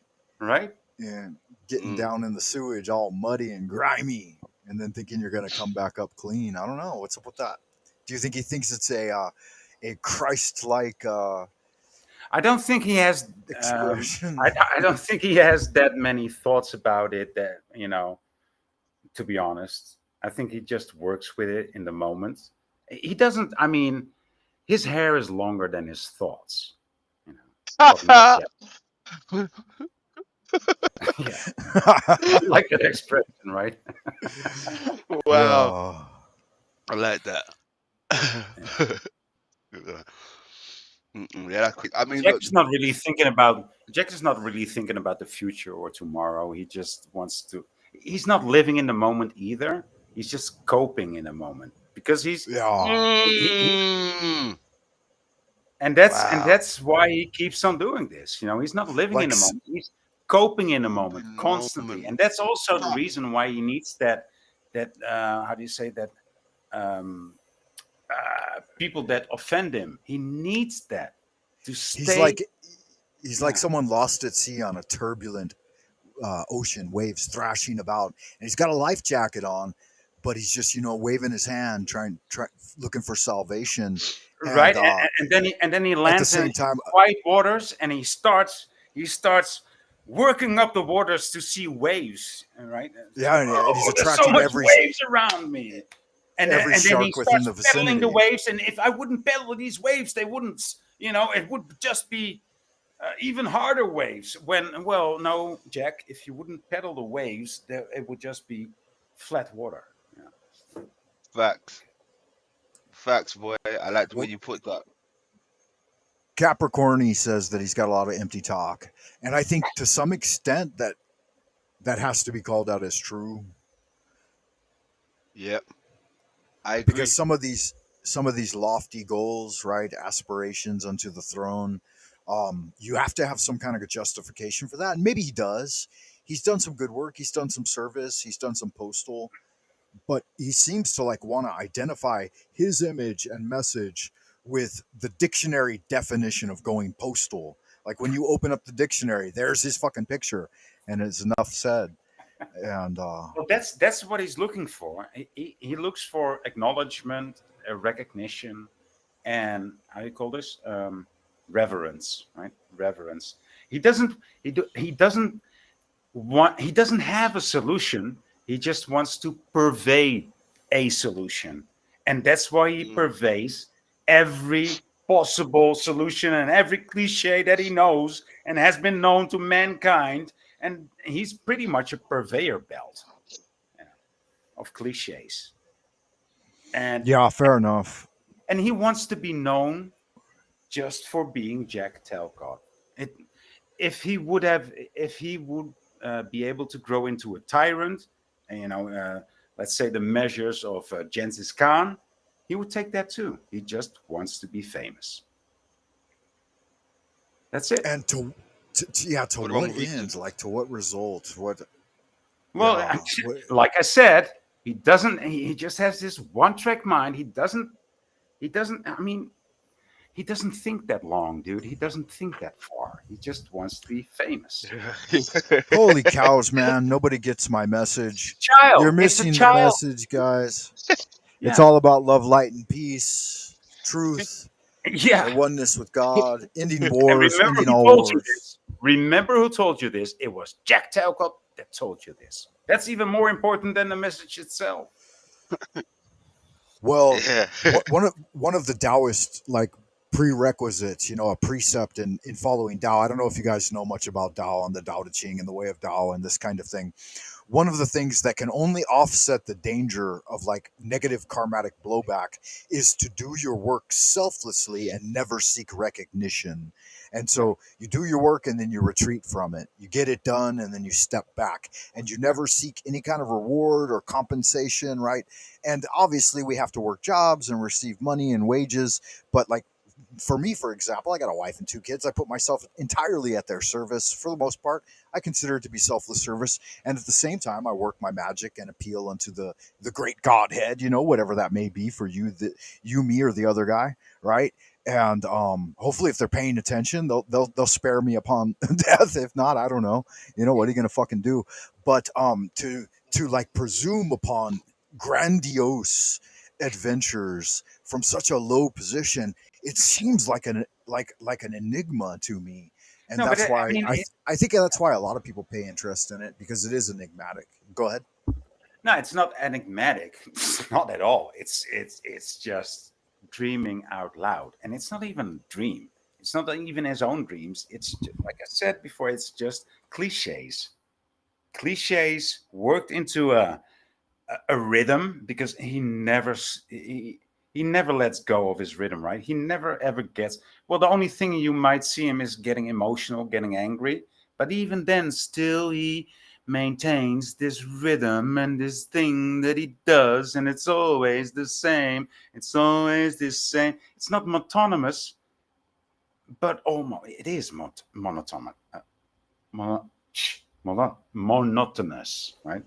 It's Yeah, monotonous. yeah. And so what's the essential appeal? Like an appeal to pity, an appeal to your sympathy, I think and so. Yeah. because there doesn't seem to be a genuine appeal to like opposition of these real things like war and death and enslavement. It seems to be something else, Yeah, and Yeah. that's why I'm that's a good point. curious. It's a very good point, Frank. Like, yeah. I know, yeah, you make a good point there. I mean, if it was for those things that you just mentioned, it would be clear as daylight, right? You'd see it, right? Right, as But clear as the it's sun and the moon. facts, but it's not. It's very blurred. Yes, I agree. Yeah, It's about it's Jack. this. It's all Yeah, about it's Jack. this. Yeah. It's this It, nebulous miasma of like egocentric megalomania, and yeah. I hate to say it that way. I mean that's fucking harsh, but Jesus Christ, that's what it looks like. Yeah. Yeah, because that's what it is, right? And I mean, he's not hiding it. He No. thinks he's hiding it. I think he might feel that he's hiding it, but it's quite obvious. And as a reference point, I mean I don't say this alone, but let's take TML for example, or KJV even. Voy, I don't think you have a channel, but you guys all know the machine lies, right? Correct. I do I, have bel a channel, but I was I I believe was his I name was is slightly Kong, right? I'm insulted not there, sure. Frank. Slightly insulted. Get him, Frank. Yeah, no, I would definitely put you in that basket of deplorables if I thought it appropriate. Oh shit. But yeah, he's doing real magic. Like he's doing work. He's doing the readings. He's engaged in helping to liberate the minds of sentient beings here in this plane, right? And we can all see that. I mean, TML, right? Mm, And expecting nothing in return ever, and living the real life of like a crucified Christ type of entity, you know. And yeah. I mean, that's just fucking brass tacks. I'm just calling it like I see it. But how can a man even stand on level ground in that presence and then present those things and do it in a way where they think that they're actually adding value? And I don't want to say that. I don't want to go that far. But Okay, so let me answer this question that you have yeah, go very ahead. simply, right? Before you are able to deceive others, before one is able to deceive others, one must be able to deceive oneself. That's Right. yeah, That seems to be the fundamental root yeah, of what's going on here. yeah. Okay. So with that being said, Voy, I hear what you're saying. Excuse me. I hear what you're saying there, Voy. But you see, if someone can't deceive somebody, does that mean they failed at deceiving themselves and they think they're deceiving people when they're not, because they can't even deceive themselves? Right. And to add That's to a good that, one. That's a does good that one. mean that they do not genuinely believe in what they're about? Those are not real deceivers, right? They just come across as larpers, I think, so to say. As what? Say that again. LARPers, did you say?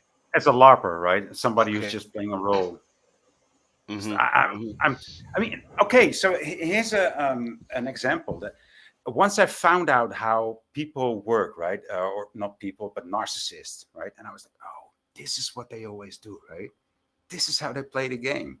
Once, once you start playing the game against a narcissist, pretending to be a narcissist, right, doing the same thing that they would just look at you and say, no, that's not real. No, no, you're not allowed to say, no, listen, I'm speaking from experience here, London. No, you're doing this consciously. You're just pretending to be angry. So also being angry is less worse than pretending. Yes, it's way more acceptable to be really angry than if you're just pretending to be angry. So, whoa, oh, I didn't know. See, you get to learn. You come to a whole new level when you pretend to Mm. be the narcissist. So Yeah. this is Yeah, true answering your that. question. True that. If you're trying to be something that you're not, if you're trying to deceive, you're not really deceiving. See, that's how it works. Because I did it. I was with this girl, and I was like, she called me like a psychopathic narcissist. I was like, well, I've never been called that. So I looked up that terminology, right? And the first thing I read was like, well, if you're a narcissist, you're not going to recognize the narcissist in you, right? So, and I'm like, okay, so maybe I shouldn't read this. No, but yeah, no, man. And I mean, no, it's a different level, dude. It's a different level. Try to be the narcissist to a narcissist, okay? And I'm sure you will have a similar experience. I tried it several times, and always comes out the same way. They say, "No, you're not. You're not really saying this. You're just pretending." Yeah. So what the fuck are you doing? Right. Yeah. How In do the you know face that of I'm such. pretending when I'm doing the same thing that you are? How is it that you are not pretending? And how Fair do you enough. recognize Yeah. that In I'm the face of such dire opposition, you have to relinquish, right, and let go of control, I think, sometimes, and yeah, just let the cards fall where they may. Let them yeah, have at it. yeah. Yeah, Void, what you just described there, right? How can I put this to you? That sounds like exactly what we've seen on these metaverse streets, or wherever the case may be when it comes to these type of people. Mhm. But it seems like there can only be one in a room, Yeah. right?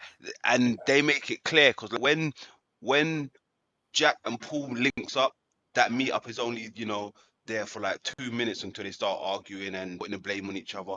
Same with Steven, right? Beschreibungen seiner Gestalt It's sind their selten, fault, then they aber start die putting the moderne blame. okkulte Vorstellungskraft stellt ihn als eine große Gestalt dar, die in Gewänder gehüllt ist, die mit unverständlichen Beschreibungen seiner Gestalt sind selten, aber die moderne okkulte Vorstellungskraft stellt ihn als eine große Gestalt dar, die in Gewänder gehüllt ist, die mit unverständlichen Schriften bedeckt sind.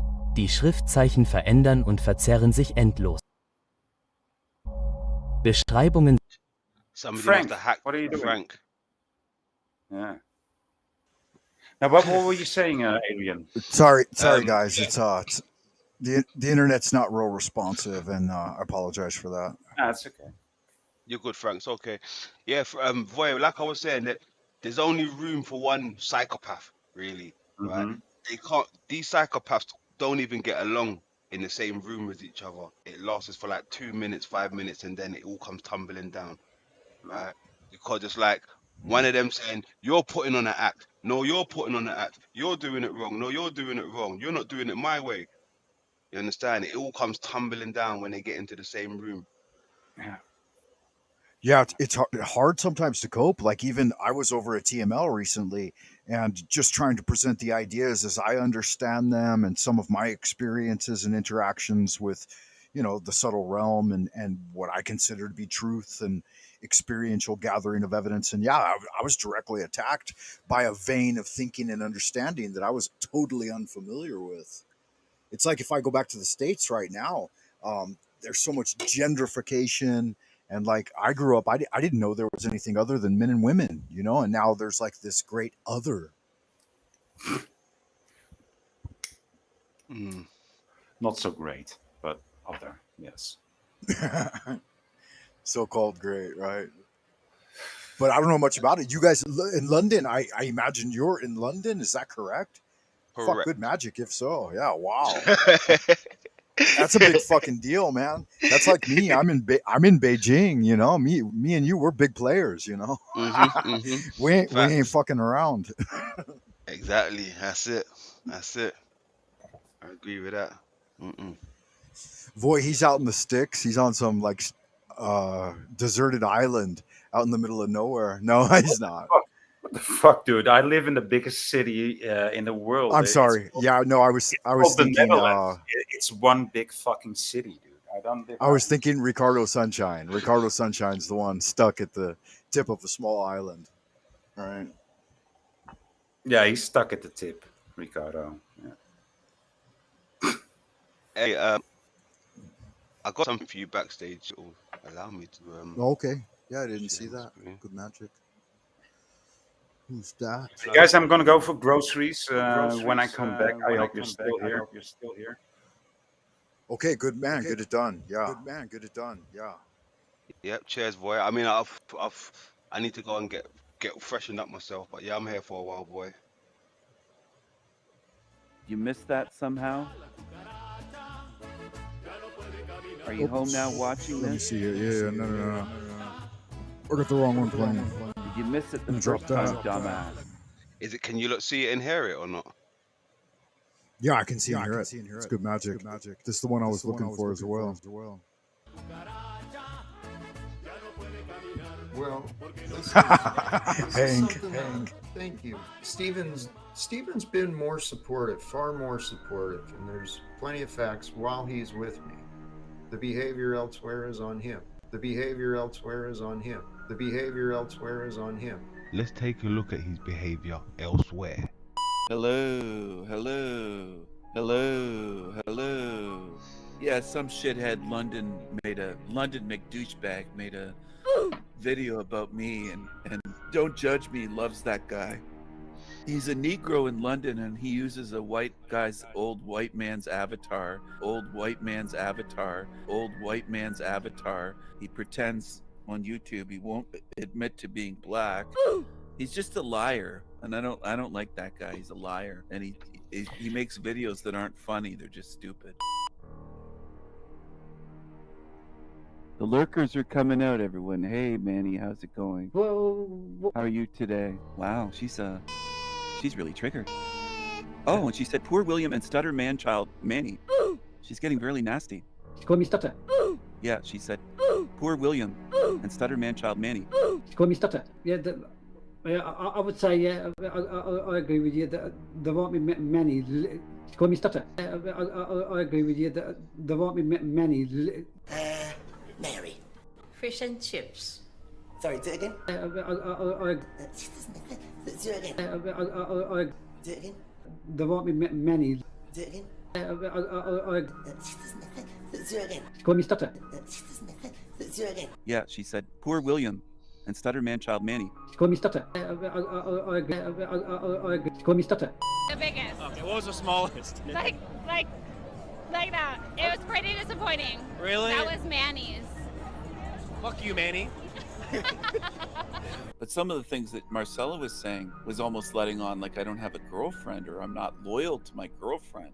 It's very strange. Marcella was saying I have the hots for other women. That was the first time that I saw Margot's cleavage, was on that show. Marcella was saying I have the hots for other women. So who in the panelverse has the best, the biggest or best titties of all? Marcella was saying I have the hots for other women. Have you ever seen Yolanda's titties? Like, does she ever show them? Marcella was saying I have the hots for other women. Spank their asses. I spank them. I give them a spank like that. Like that. I give them a real spanking like that. I give them a spanking. I spank Team Evil. I bend them over and I spank them. Marcella was saying I have the hots for other women. I wish Callie was here. Callie likes when I say, "Oh my goodness." I haven't seen Callie around in a little while. Callie, if you're tuned in, I miss you. Stop. Marcella was saying I have the hots for other women. Callie, if you're tuned in, I miss you. Marcella was saying I have the hots for other women. I wish Callie was here. Callie likes when I say, "Oh my goodness." It was very strange to read that. I don't know why Marcella was talking that way. That's true, Jack. And London is obsessed with me. He makes videos about me. And he's a fucking nigger. And what would you like? Watch your mouth. That's what he is. Watch your mouth. What would you like? I want to ride the ponies. I want to be the co-host and kick them off the show. No.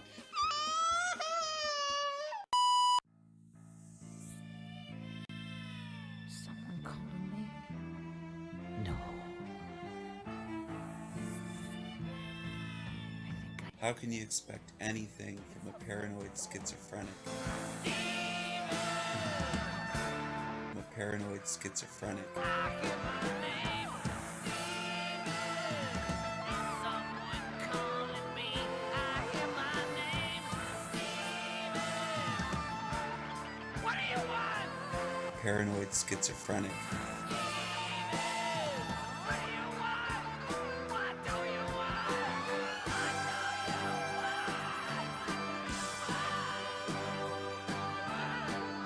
Show me who's talking about us talking shit behind our back.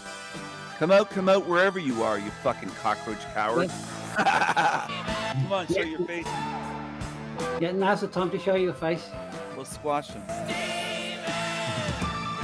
Yeah, you know what?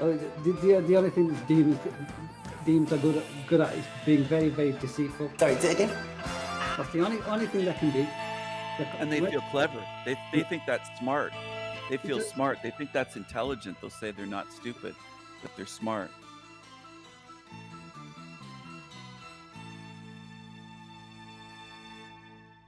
Bye. Have a beautiful time. Yeah, dig it. Yeah, There you I go. can appreciate that. Yeah. Yeah, absolute No problem. fire. I'll stop that shit. Capricorn, said it right here. Thank you. Yeah, it's so good. Frankie. Plenty more Yeah, to come. Plenty more to come back. yeah, she's right too, and it's important. Like this kind of thing, But it needs to be exposed, needs to be documented.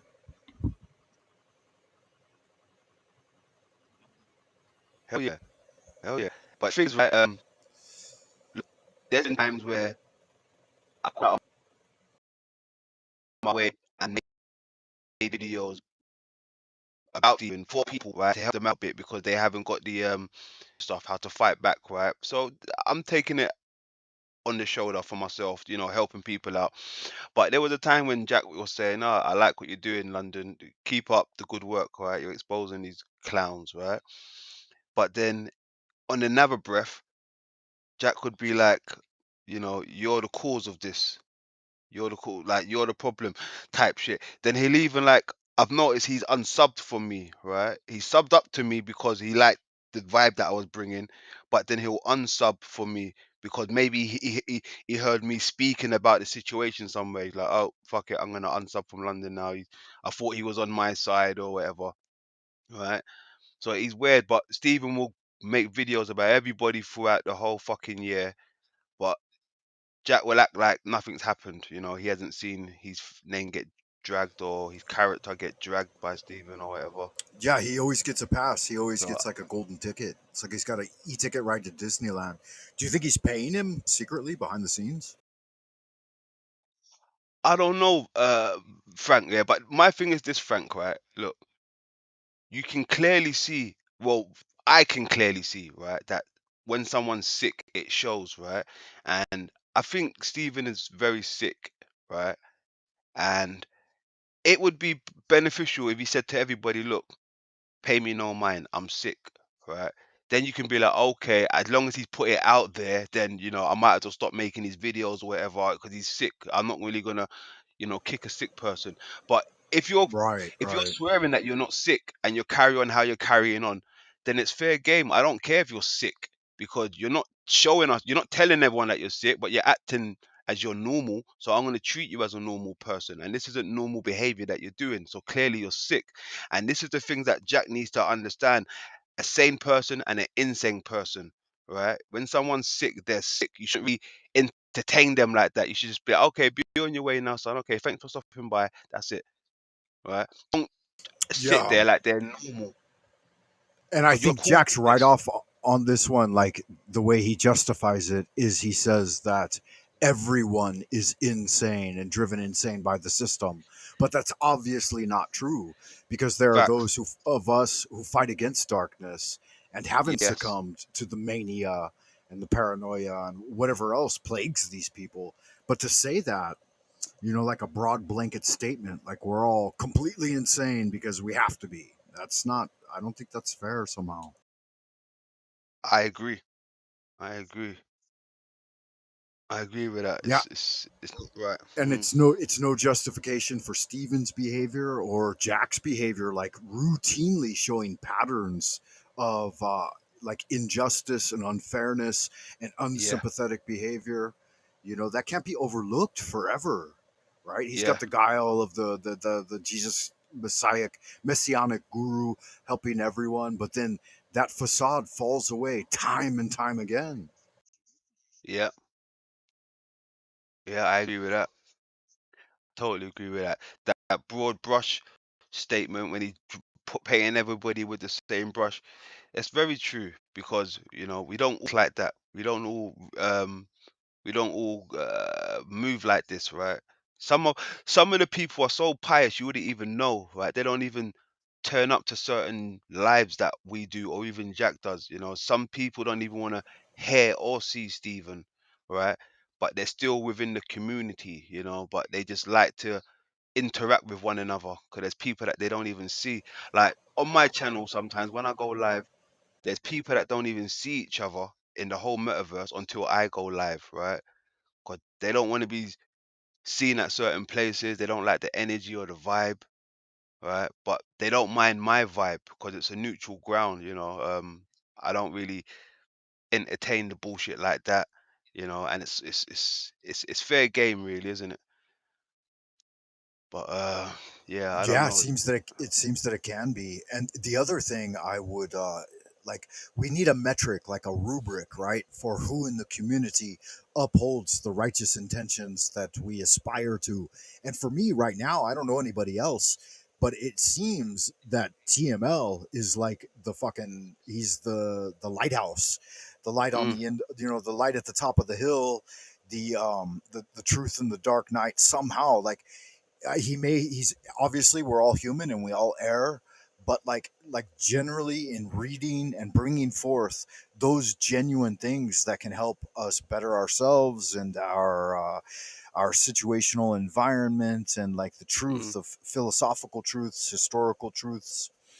He seems to touch very directly on it. I don't know a lot of other cats out there. In fact, the reason I was watching you the other day is because of Ironwork 92,000, and I know like everyone has their own opinion on what's going on with the realm. mm. You tell me what you know there, if I mean, if you don't mind. No, brilliant, brilliant. Hold on, but before we get onto that, I just want to say, yeah, you are correct about TML. He is a beacon of light, you know. If anybody should be held up the top, you know, the pinnacle top, it should be TML because, you know, yeah, he's a hard act to follow, right? He's a hard act to follow because he don't really keep up with the bullshit like that, right? Yeah, true that, true that. And there's only been one other person in my entire life that I knew like TML, but I was like, I was a real good friend with homie, and he had that same type of energy where, you know, like everyone can approach, and you know somehow there's always benevolence to be found. Like his catchphrase is blessings, and when a motherfucker is always blessing you, you know that Hmm. he's not up to any kind of bad shit. You know. Yeah. Yeah, someone said all of his moderators need to be investigated. That's fucking funny. You Is that moderate. TML? Yeah, I don't know. Or is that I don't know. Jack? Oh, could be Jack. Yeah, it could be Jack. I agree with that. More definite. But yes, Clarify, Moonrocks. Is that Jack or TML? Cyber Caliphate. What is your channel? I'll pop it in here real quick. KGV. Like, how do I spell it out? oh, I've I got London McLovin channel, and then I've got the Rebuttal Bar. Where did you catch me that other night? Was that on the Rebuttal Bar or the London McLovin channel, KJV? Yeah, I think it says KJV. Is that right? Yeah, London McLovin, I believe. Yeah, that's one of my channels. And then I've got the Rebuttal Bar. But yes, Vlad. Now you asked me about Vlad. How can I put this to you? I'm skeptical when it comes to any of these flat earthers. Frank, like I used to be in this community, flat earther community, before most of the people around. I used to be in Bro Sanchez's community, and we was Did I spell this heavy, correctly? heavy on the London McLovin. Yep, yep, London McLovin. Yep. Okay, good magic. Yeah, yeah. Continue then. Thank you. Yeah. No, I haven't met who you just mentioned. What's his name? Bro Sanchez. But I've seen and Correct. heard some of his stuff. Yeah. Yes. So I used to be in that community when I first jumped into the game, right? I was pushing nothing but flat earth, flat earth, flat earth, flat earth, flat earth.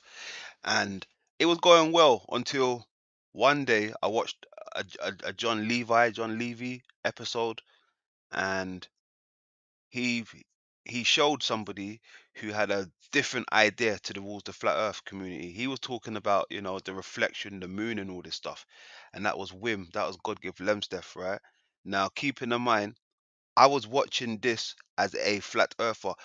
When I actually heard this new this new way of understanding, right? The moon and reflection. It blew my mind away, right? From then, I've never looked back. I used to run with guys who were promoting, right? And then I started doing my own research, and I was like, oh shit, this has to be the truth. Look at the truth. Like, even though using he work for references, I started my own. It's there in the public domain, all the stuff. It's there.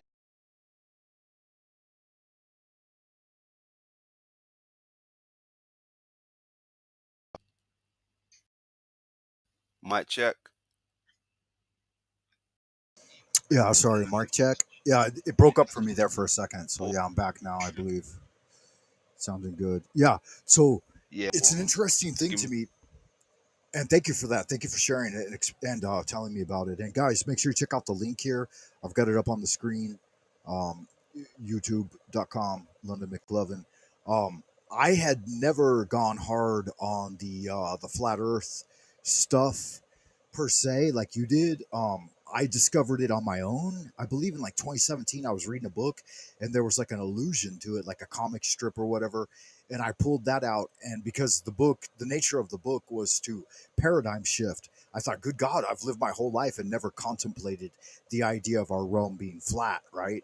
I've always thought of being on a globe. Not that I ever thought much about that to begin with, because I want to preface all of this by stating, to me, it doesn't matter if the Earth goes around the sun or the sun goes around the Earth, if it's flat, convex, concave, or hollow. You know, there are like many different things, or if multiple timelines are converging on multiple dimensions. I mean, all of that never really seemed relevant to me, to be honest with you, until in my practice of ceremonial magic, I contemplated this like flat earth paradigm, and I found a lot more energy in my I do Chinese qigong and I do kung fu, and I try to connect with the various elements, the earth, the air, the water, whatever, fire, and it added a new level of like visceral understanding to what I was doing.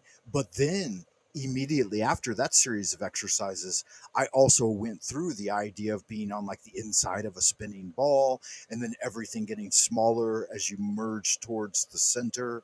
So this is kind of a hollow, like I guess convex Earth type of model of thinking. And I did a Yep. few others as well. And then I went full circle and contemplated the globe Yeah. Well, again I'm and this glad you. type of thing.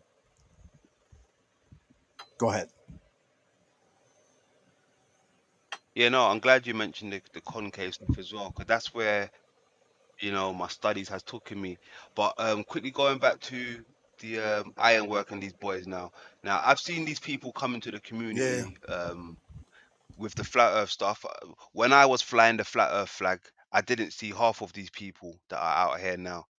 I haven't seen half of them, so it makes me think: where was you? Was you a globe while I was a flat earther? Now you've just woken up, right? So I say that to say this now. Now these flat earth guys has popped up, right? It makes me think, who's the shields? Because at one point everybody was calling John Levy a shield, or David Wise a shield, or Mark Sargent a shield, and all these people. Now all these new flat earthers seem to be linking up and doing, bits with these shields.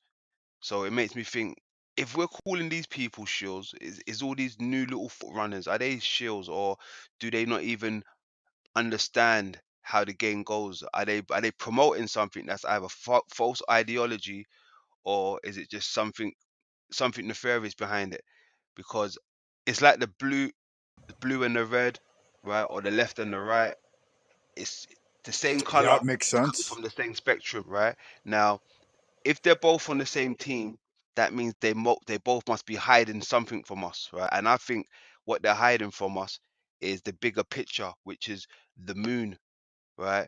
Living in or on the moon already. The way how they keep saying to us, we're gonna go to the moon, or we've been to the moon, or we're studying the moon. I think we are already a part of the moon, and that's what they try to deceive us with, trying to make us think we have to go to the moon, all the way over there, folks. It's not underneath our feet, it's all the way over there, right? Okay, and that's I think sure. I think that's where they've tricked us with making us think that it's all the way over there when it's already here.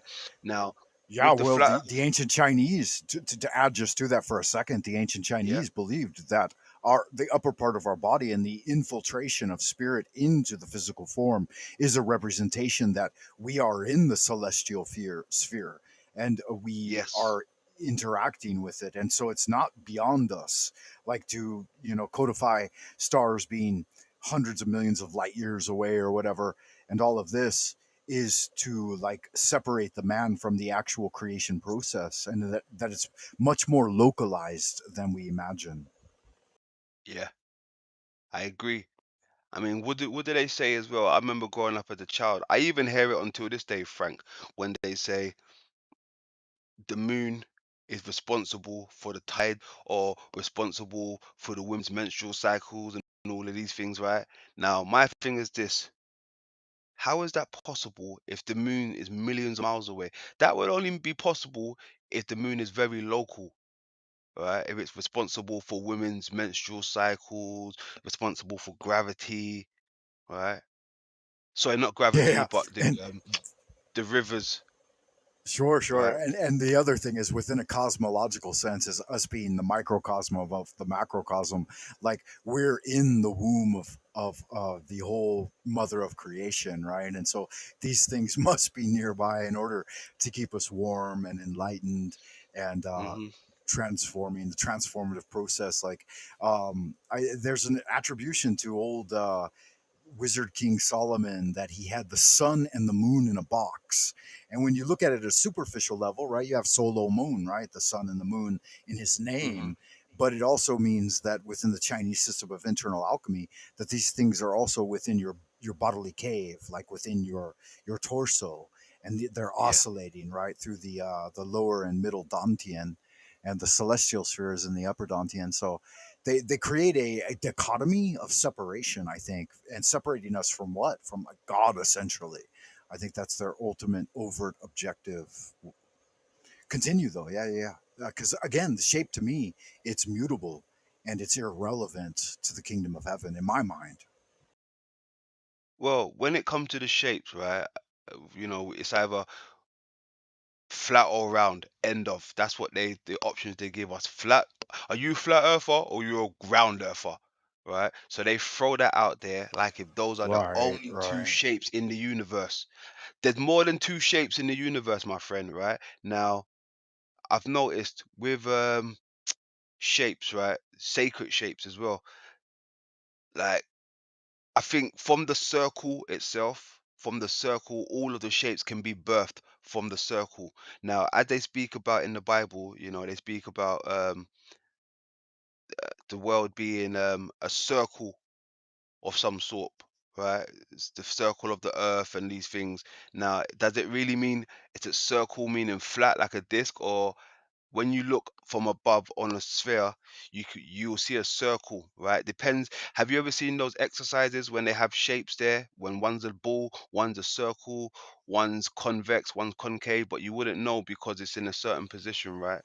So the way Right, how right. it's lined up, Perspective. you perspective exactly, you wouldn't know. And I feel like that's sometimes the way with the earth. We don't really know, but if we go by what's been told to us, then we can take it for what it is.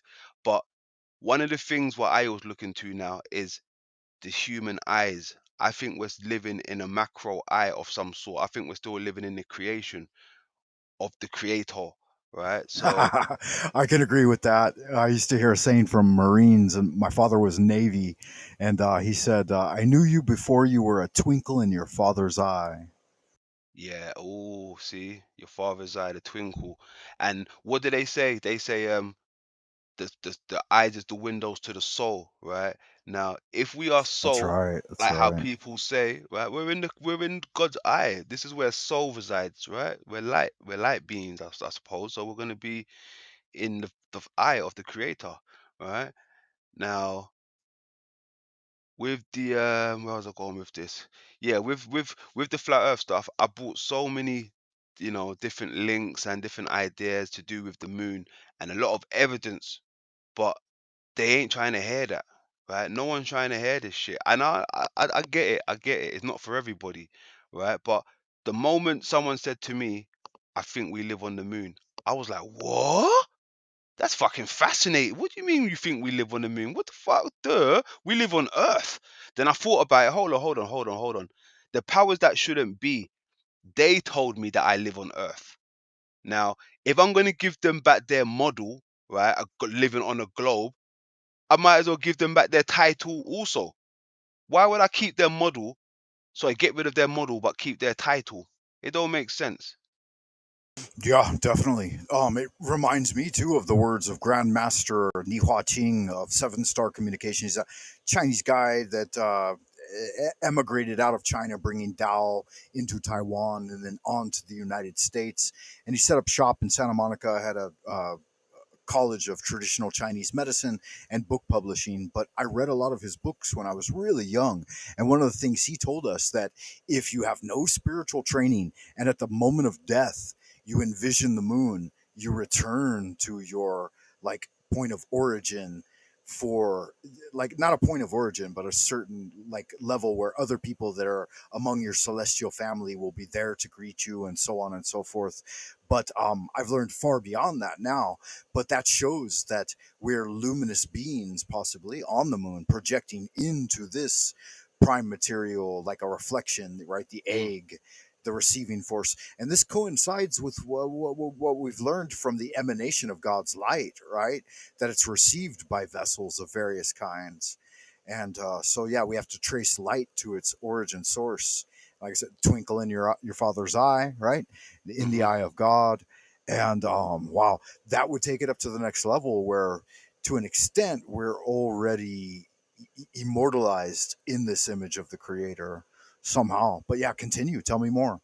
Like I and again, I think that the whole dichotomy of distraction, like everything they're presenting and saying, this is it, right? This is it. That's why I jive with Ironwork a little bit, 92,000, because he doesn't really do that. He doesn't overtly assert this is what it must be. He's always asking the question.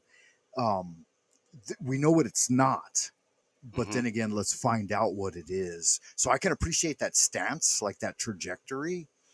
But I do know that other people feel different ways, and so tell me a little more. Give me a little more of the definition of the cosmology that you've evolved it into. You know, you've gone from this or from that to this, and then you're onward again to like the next evolution of the thing. Yeah, let me know.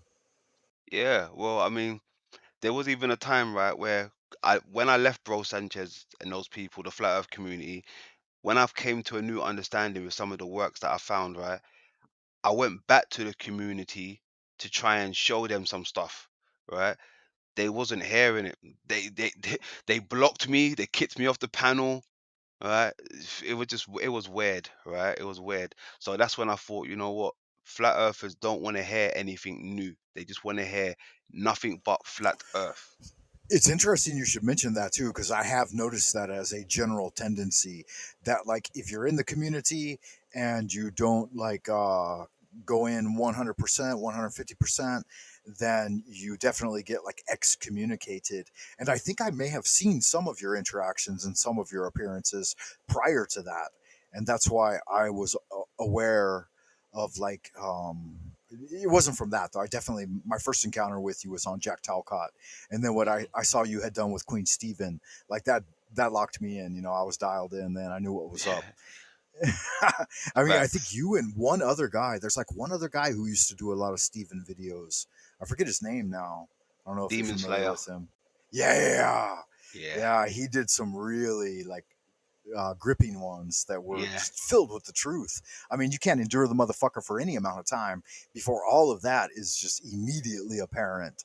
But yeah, so back to the blacksmith and the foundry, as it were, right?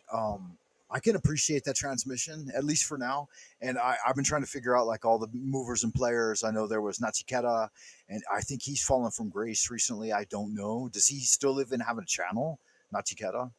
I'm not 100% sure, right? But look, how can I put this to you?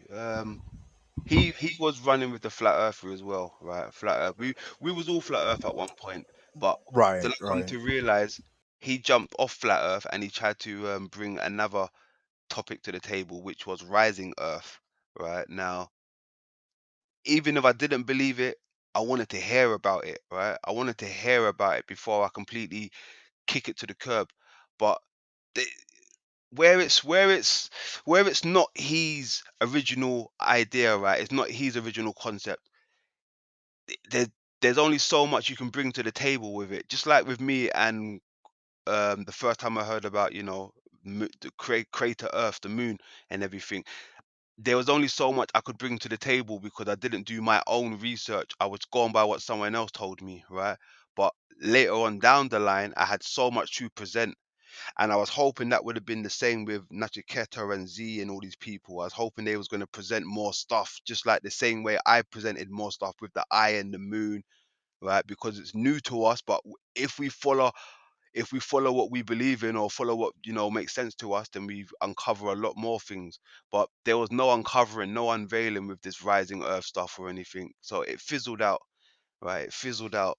And I think that's what I think that's what people want to do. They want to interject more stuff to make it more polluted, more confused, and Well, here's an interesting aspect too that I've heard recently. Like you pay attention, obviously, in your time, energy, and talent to anything that you entertain.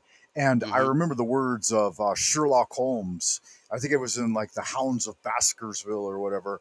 He said that the mind was like an attic, and it had only a finite amount of usable space. And anything that's like imperative to your own success in whatever your endeavor you're engaged in is what you should have primary in that space. And I know that people like to think that the mind has limitless power, and it does at subconscious and unconscious levels. But this idea of the mind attic, and more correctly, I think the internet's blocking me a bit. But anyway, the mind palace, where you keep those things in conscious attention within that area, that space of area that's directly accessible to you, those things which are most important. That's the upshot that I'm making. And so once we figured out that there was a great deception underfoot, right, and that all of these people were obviously lying, Disneyland, MK Ultra, NASA, the government, whatever, all of the big scam, then that's enough. You can write that off with a single check mark, that all of that is going to be invalid to your data set. And so that throws you back upon like your own independent experiential evidence, which is the work you do in testing these systems, right? Your scientific method. And the other thing is like your family and friends and those hearsays that are most closely related to your survival, like the thriving of your organic life, right? And the continuation of that. Because there seems to be a grand scheme to cut people off from this, to cut people off from procreation, to, animal proteins, ownership of land, and tribal-like behavior, and this type of thing. And it has to be, and always has been, and seems to be foundational to human survival.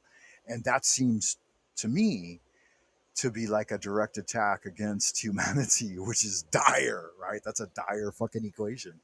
I mean, what do you think about that? So if those things, like you as a human being with your discernment, you're only going to, if you're in all genuineness and sincerity, you're hmm only going to bring those things forward, which you know to be the absolutely essential, most salient points to add to our progress and our survival and our enlightenment. And I think I feel that, like I can discern that with people, like with you and TML and very few others.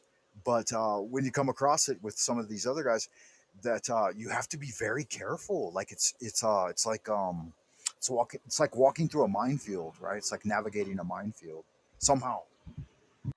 yeah, I agree.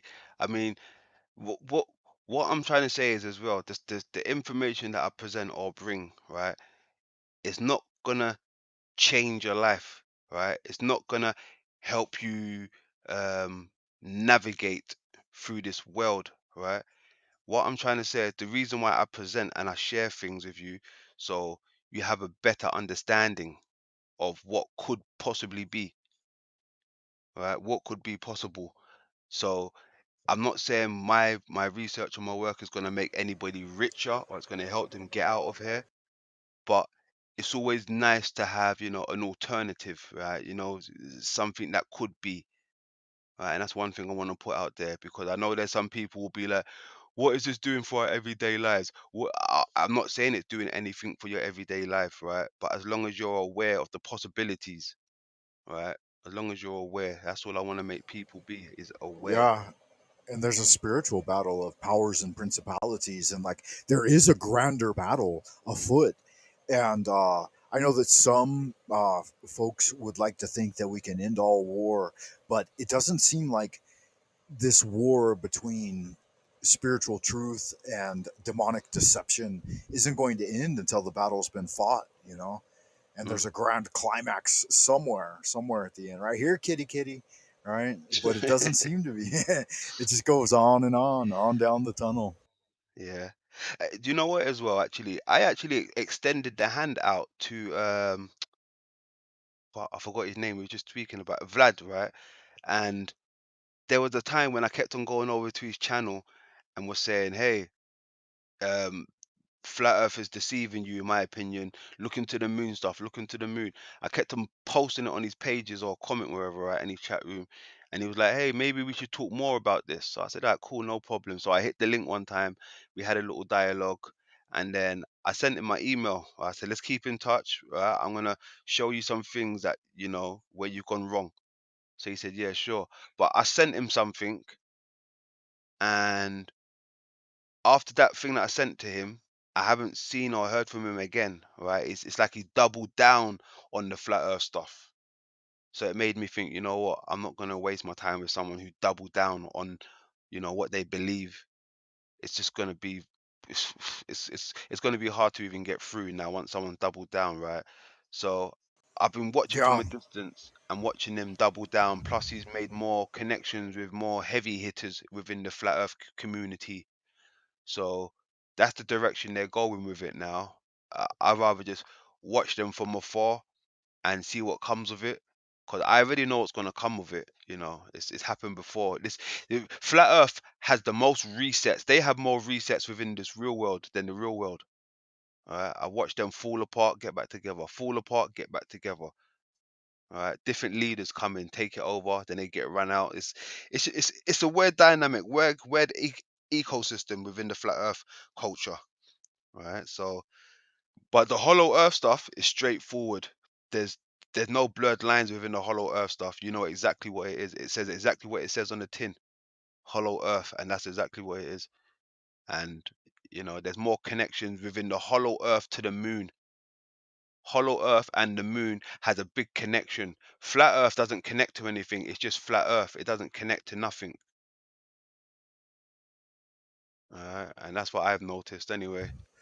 Yeah, I mean that's a thing, right? It is. There are lands beyond somehow, and so like the original development of my perception of cosmology and cosmology was rooted in like Christianity through Lutheranism, and so there was a creator god and this type of thing.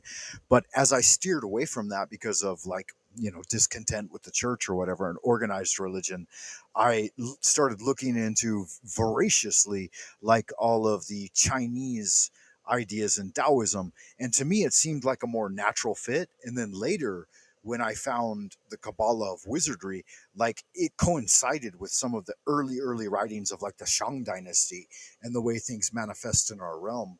So um, later in the spiritual tradition, I had a perception of these flowing states of universal and cosmic matter, and then our entire realm, and at least like in varying levels, concentric spheres. So I could imagine the flat plane inside of a bubble, right? And the bubble is the celestial dome, and it's all immersed in, water or liquid or whatever, or some sort of medium. It doesn't have to be water. It could be astral or etheric light, so to speak. And so a flat plane divided maybe halfway or two-thirds of the way level in a sphere, and this floating within a cosmic life, right, like within the blood of a single person. And so that indicated to me the holographic nature of the microcosm macrocosm, that even within my X-word external form, I'm still floating around in a single blood vessel in my body, right? And to me, the body became a sacred temple.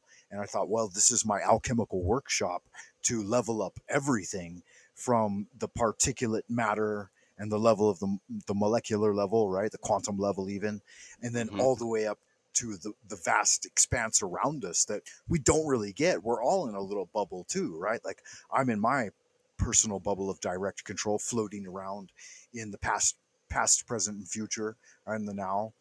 Um, and then all of you are doing the same thing. And that's why we have those natural rights, because the extension of our bubble, when it touches, like Bubble Boy, right? Just imagine Bubble Boy. We're all fucking Bubble Boys and surrounded by a great bubble. But then, like, when our bubble encounters another bubble, the only way for us to have any type of interaction or um, like genuine God-given rights is that we can't break each other's bubble, so to speak. But then everything else is a flux of potentiality. Yeah, and it settles like that prime material plane, that level playing field. Because the Masons, and I'm not a Mason, but I've studied the Masonic literature, that we meet upon the level and part upon the square is just kind of a quadrification of our interactions with each other. Imagine if we were on a two-dimensional plane, right? Like how we would interact, and then take Mm-hmm. that to the third dimension and the fourth dimension and the fifth dimension, and then all of this relative speculation about what's the fucking realm and what's its shape would fade away. Because, like, I think at TML projected this on his last transmission reading Shang Tzu, right? Bring me the man who has abandoned, bring the man who has abandoned the form of the word, but still gives meaning, because I want to have a word with him. Or bring me the man that has abandoned the word so that I can have a word with him. But the idea was, deeper than that, right? That all these forms and maps and various descriptions of the terrain need to fall away in order for us to perceive absolute truth. I think, I don't know. This is a kind of a synthesis. I'm working on it, but I like to hear that because the FE, and I don't even know what TFE is. I think true flat Earth versus FE, and then Nachiketa's contribution that he was bringing forward from someone else of a rising vector. Yeah, I did integrate that at some point and think about it, and then see, but that goes contrary to what I think that like your It, message would be. That yeah. it wouldn't be a rising vector; it would be more a descent of like the subtler to the grosser, and that would create the rising effect of the concave interior. Is that correct? Yeah, but hold on, because it don't go Yeah, against go what ahead. I teach, right? It goes against what Natch and these people was teaching. Because just keeping in mind, they came from just like everybody else. We was all globers at one point, and we thought we found the truth as flat earthers, right? We were promoting flat earth for many years, just like Nachiketa, living on a stationary, motionless plane of existence, right? Now all of a sudden, his existence seems to be moving now, right? So that was very contradictional. Like it made me think, who are you, Natch? Like I thought you was this bright, intelligent person. So that's just like saying the world's spinning. If it's rising up, can it also be spinning, even though we don't feel none of these movements? So that's where I was like, hold on, there's something I'm missing with Natch and these people, right? Like it just didn't sit Well, yeah, right with yeah. me. That threw me definitely. The other thing was like, oh, he just seemed so morose and sad, like a deep sadness in his heart. And I don't know. I'm not here for that. I mean, you got to work through that on your own, but that's not something you can present to like the community on YouTube and stuff. You got to try to keep upbeat and positive, progressive, and creative. You can't be dragging people down when like the dissertation of your voice is just sullen and deeply depressing. And I'm sorry to say that, but that's Nachiketa's voice in a fucking nutshell. Yeah. Oh man. Yeah, wild. I I apologize. And mean, if you look, want to even be look in the sad chat. and you have to grieve, then he's running a cemetery, he's running a funeral home. You can go over there and be sad. Like as soon as he starts speaking, if you don't cry, then there's something wrong with you. Deeply. So Yeah, I mean, look, even Mr. Kellen Wilkinson in the chat, look, cosmic egg. And that's something we've been looking into also, the cosmic egg, because further you go back, right, some of these ancient ancestors, they speak about the cosmic egg, right? And uh, it ties in with some of my work and my research. I look into the eyes, right? Now, the word Yeah, eye do actually do comes do from, tell if you have time. Expand on that. Let us know what's going on. yes, well, the cosmic egg is linked to the eye because the root word for egg comes from eye. They're synonymous with each other, right? Thing I didn't know until a few months back. Eye actually means egg, and egg means eye, right? Even in some countries like I think Spain, um, it's oil, right? And that's another word for eye as well. But I think they use it for egg as well, right? There's so many things to do with the cosmic egg and the eye, right? So many things to do with the cosmic egg, and just like creation, on the egg, you're creating the inside of the egg, not on the outside of the egg, right? Just like the egg, the eye, the medical term for the eye is called a globe. Right? They teach us that we live on a globe when that's impossible to live on a globe through what I can see, right? But you can live inside of a globe, same way how things can That's live right. And inside of the eye. the medical term, yeah, and just to add to that, the medical term for where the eye is called the orbit. Orbit, thank you. Yes, the orbit. Exactly. That's the space between the skull and the eye itself, the orbit space. Exactly. So, there's so many things that you can actually look into when it comes to the eye and the reality itself, you know. Um, occultics as well. I mean, the occult side of things, you can see how they always use the one eye symbol, the pyramid and all of these things. Now, Yeah, the eye of Ra, the eye of Horus. yeah, all of these things, the eye of providence as well, the evil eye and stuff like this. It's like I think they're trying to tell us in so many ways, but they can't just come out here and say, hey, we're living in an eye, folks. But I think these things have been put in place for you to figure it out yourself, right? I think this is like one of the biggest puzzles ever. Like a Yeah, like you a know what's puzzle. interesting? You know what I've discovered about that? Like I've been through the pretty dank depths of the Fathomless Cavern and like rose up and I saw a what is it, a ledge of revelation and seven angels stood upon it and they told me certain things and dates, a few of them, not much, and they said many of the things like that they told me could not be brought back into this realm, and that certain spiritual truths were meant to be hidden from most of mankind. And I can remember there were like maybe 3 or 4 times that I had been talking about something, and a spirit warned me to shut the fuck up. And once, like, there was one serious time where I didn't listen, and I ended up like biting my tongue and making it bleed, like creating an injury in my tongue. And later, like it was revealed in all its glory that I should have fucking heeded the warning. Like there are serious prohibitions in place, man, from the spiritual world. Like you see some Mm, of these prophets who reveal a lot, they get cut short very quickly. Mid 40s, 46, 47, early 50s. Like they don't make it, man. You have to obey God's God's taboos to some mm, extent. yeah, I hear that. See, look, even look, womb of the eye, and I mean, for some of the research I've been looking through as well, it's parts of the eye, they call it the womb, right?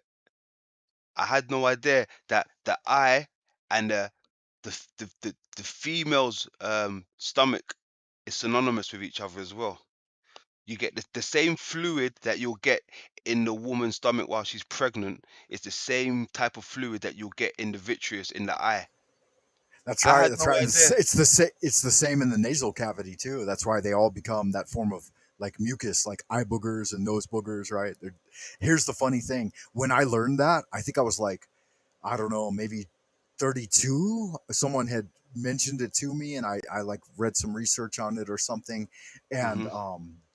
yeah, I thought that was the most interesting thing I'd ever heard. I mean, but how does that relate? Like, how do we use that Knowing that, like, explain. Keep going. Keep going. Tell me where you're going with this. Well, I mean, in order for us to even use it, right? We got to all be on the same page. It's only going to work if you're on the same page to get to an understanding. I think some classes, some things may be too deep for people to comprehend, to understand, and that's just the way it's going to be, unfortunately. You know, you got Frank Mondays, you got Londons, and then you got Stevens, right? It's the balance of things, unfortunately. And I think if they're gonna get it, if people are gonna understand it, they're gonna get it in their own time. But as long as we put it out there, then it's out there. It will manifest itself. If it will get to you, it will get to you. If not, then so be it. There's some stuff that I come across now, right, Frank, that's been put out there 20, 15 years ago, and they're speaking about the same shit that I'm talking about now, right? The eye being a reflection, the moon, the lens, and all of this stuff, right? They were talking this talk from 1964, my friend, to be exact, right? We came across an article that was posted in the what was this paper called? Hold on a second. The Bridge, I think it's the Bridgeport newspaper, right? They was having talks in the 60s. The scientists was saying to NASA, "Hey, NASA, we don't think you can go to the moon," right? NASA was saying why? They said, "Oh, through our research, it looks like it's just a reflection of the Earth. So yeah, let's reschedule. Let's leave this for another time." This is what they were saying to NASA. So like I said, the further you go back, there was people having these conversations. They wasn't having flat Earth conversations. They was having questions about what is the moon, how come it's reflecting the Earth, what's going on here. These are the type of conversations they was having. Now we've come away from these type of conversations. We're stuck on, is it flat or is it round? We're not even talking about, hey, why is that thing in the sky looking at us always on the same side? Why can we Yeah, see ourselves? yeah. No one's having these type of conversations. They've come far away from these, Frank. Yeah, and they created serious echoes too. And like, I don't know, that's kind of why I had a kinship with Ironwork 92,000 because he is a seaman, right? And he was a submariner. But I recently Hmm. heard something about stolen valor. What's up with that? Like, what's the accusation of stolen valor against? Do you know it all? No, I Because don't he know he nothing was about a that. legit he was a seaman, right? Like he did work for the U.S. Navy. I don't know for how long, but getting Uh, past boot camp is something, you know. yeah, yeah. So hold on. I'm saying his credentials may be phony. Is that what you're saying? That's what's been going around the campfire recently. I'm not sure. He mentioned it several times himself, and someone else mentioned it, and it was always mentioned as stolen valor. So I didn't know what the accusation was or what the reference was to. But yeah, he Got you. directly said that. I'm not sure what's up with that. Yeah, But I I wouldn't. definitely like to know more. Like being the son of a seaman, my dad was 22 years in the U.S. Navy, naval intelligence, and he Uh-huh. saw a lot of shit. Like he was on Task Force One, Operation Crossroads, Operation Starfish, and Operation Aurora. And yeah, he was there every time that fucking those nukes went off in the Pacific for Yeah. testing. His battleship was there. He was on a battleship that received 13 silver stars. I mean, think about all the fucking coincidence and all that. 22, 13, three operations. I mean, wow, it's big magic. Mm. So he told me, but he never talked, man. He was a tight-lipped motherfucker. Like even when I was a little kid, I was born when he was 48, and he told me that loose lips sink ships, and he'd very rarely talk about his naval career with me. But he told me about Operation Crossroads and a few other operations and some things.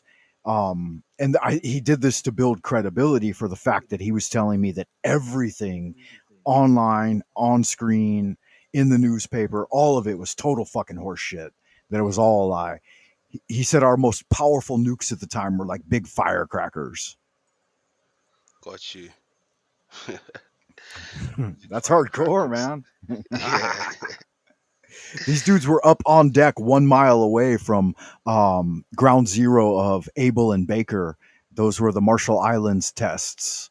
And they were right there, and they said They had the grunts put on the sunglasses to watch it, like welding goggles, and then all the officers went below deck. Mm. Isn't Well, that you fucked know up? what's funny you say that actually, the welding goggles, because the other day we was watching something on my channel, and there was these people filming the sun, right? They was filming the sun, but it was they was filming it when the eclipse was happening, right? Now, I don't think we when can they was challenge the power of the sun and the moon, man. I think they're full of shit. They lie about everything. Yeah, go ahead, continue. so when they was filming this eclipse that was happening, right? There was this one lady, she filmed the eclipse through a welding mask, right? She put the welding screen in front of her phone, and then she took the video, but this kept on pulsating, like like like it was shooting something out. She removed the lens, the welding mask. It was back to normal. Like a Then when she put pulsar, the huh? welding mask, yeah, it was pulsating, like it was crazy. So it's like, is it something to do with our eyes that we're not seeing certain things, or is it the lens itself? Is it because he's looking through another screen that is pulsating like this? Like it blew my mind away. I ain't seen nothing like that, to be honest. When it comes to the sun, it pulsating like that. Because every time we see the sun, Yeah. it's steady, right? And you said when she put it back on, what happened? There was a change. It just Yeah, continued to it kept on pulse, right? pulse. Yeah. So that was quite interesting. I remember there was a lady called Sylvia. I think she had the channel called something Earth. I can't remember the exact name of it, but it was something Earth. And there was people in Africa, right? They actually, it's basically, it was filmed. They filmed the sun and it was pulsing as well, right? It was flickering. The sun was flickering. This was over in Africa.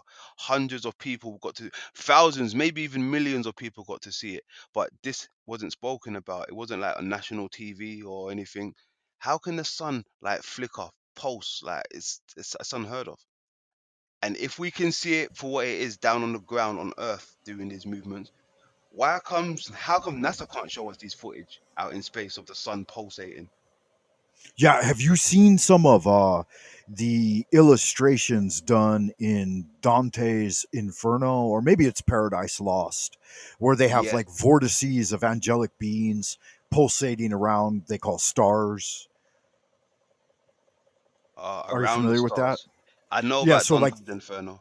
Hmm. the star is like an eye, right? It's got the darkness in the center and then an emanation of light. And so in the iris section, like you have a blue eye up here on the screen, within that Yeah, colorized section, the angels are just like thrusting and dancing and moving in oscillating concentric patterns, spirals, circles, whatever. Have you seen some of that artwork? It's in I have. Yes, I have. Yep. Milton Paradise Lost, Dante's Inferno. I think it's in Milton. Yeah. Yeah, yeah. Hmm. Anyway, the point being, there have been some situations where I was in deep spiritual seeking, and I went out and I saw these vortices of like another eye staring back at us, like filled with angelic forces and spiritual beings. And yeah, how to express this? Oh, and also like celestial spiders. Like I've seen black holes of energy come out of the sky that look like spiders weaving cobwebs in the sky above us. That's pretty fucking spooky, man. I don't know how that fits in, but that was a legitimate experience.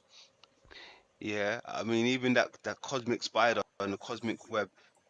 Uh, there's something to do with the nucleus, right? There's something to do with the Does it? nucleus Yeah, do tell. and the What do you cosmic know about it? winds. Um, it's how can I put it to you? They say how the solar winds hit us, right? Like there's a shield over Okay. us, and as it hits the shield, it creates a pattern like a spider, right? They call it the great spider, the cosmic spider. But I think this is where they get Right, right. the stories from, like Anansi the spider and these things. I think they're speaking about our world when it comes to stuff like Anansi the spider, or Little Miss Muffet and all of these things. When it comes to the spider, They're speaking about our realm. I think even in Islam, What you've seen there's a the spider in a Chinese cave. bagua or octahedron, the like 8 trigram mirror that they put above doors. Have you seen that before? No, I've In not seen that. they okay, it's like got a round concave mirror at the center of a wooden plaque, and they put it above their door, and around the outside is the I Ching, essentially the 8 trigrams of the Book of Changes, and that center disc represents the moon emanating the energies of the trigrams, and as they emanate that vibration, that vibratorial frequency. The magicians often claim that it comes from Saturn, but the ancient Chinese Taoists said that it came from the moon. So again, this reinforces the idea of us being luminous beings on the moon and projecting into this dirt-like reality, right, that we find ourselves in. But I don't know. I'm Yeah, just adding to based on what my understanding. So yeah, continue. And what's the next step on that? yeah. Well, I think that's one of the reasons why they come up with the cosmic spider. But not only that, the Romans actually coined a phrase, a part of the eye. They called it the hold on, it's gonna come to me. I think it was the cosmic web, the iris, a part in the eye, the iris. They called it the cosmic web also, right?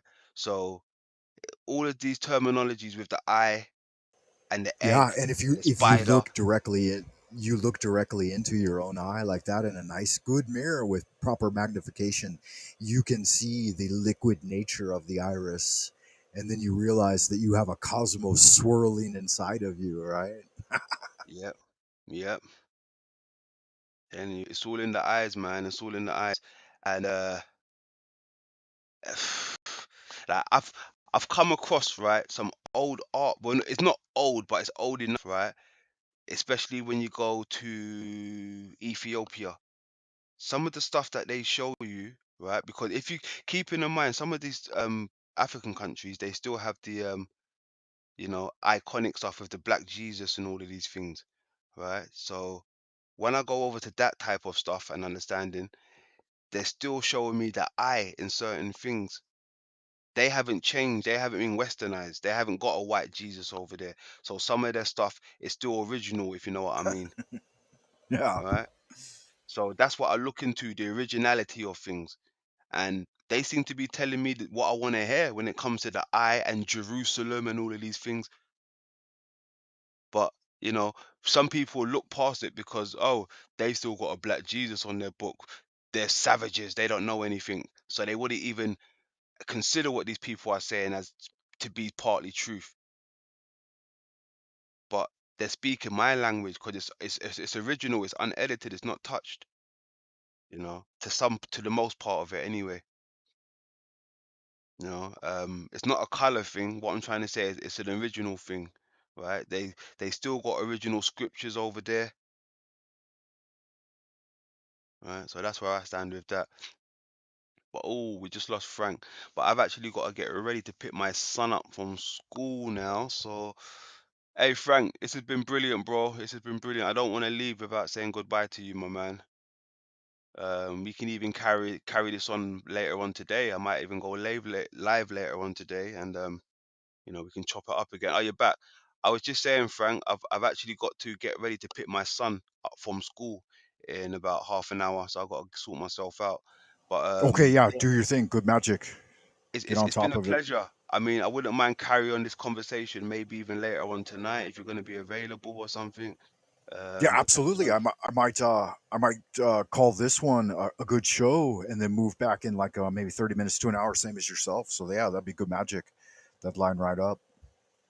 Yeah, let me know, man. Once the children are settled and everything, I'll probably hit the link and go live with you again. I might even restream it to my people so we can have a good dialogue, man. So Yeah, or I'll just swing by over there at your place. That would be awesome too. Yeah, I appreciate the conversation and thank you for stopping by. I appreciate Voy being here and good magic. Do you have any parting words for the people out in the audience? Let me try to pull that link up again and go yeah. ahead. Oh, that's what I want to say to you. I'm not sure if you're aware of my second channel, right? But on my main channel, on the post sections, right? it's got the rebuttal bar. I tagged my show over there last night. I done a show at the rebuttal bar, but it's in my main channel's post section. So if you want to find my my second channel, just go into my post section on my main channel, and you'll see it there. I even showed your video yesterday, right? Your new video. You're sending the blockers. We played that there yesterday. But Yeah, I said bring. I didn't remember it bring, correctly, but I was trying yeah. to get the voice and vibration correct. Yeah, Right? yeah, 100%. You I succeeded got on that close. part, bro.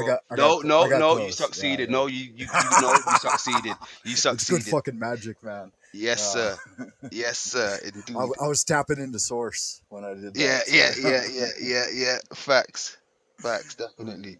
So, Good magic then. Yeah, go do your thing, shake your ass, and I'll see you on the flip side, and sooner the better. yes, sir. Most definite. And shout out to the chat room, the grand old chat room. We love you folks. Callum, Brian, CC in the building. Right, and shout out to Voy. Voy was with us as well, man. Yeah, good magic. It's all food. And it's my language. And much love to you, Frank. Thanks for having me, bro. Must done it.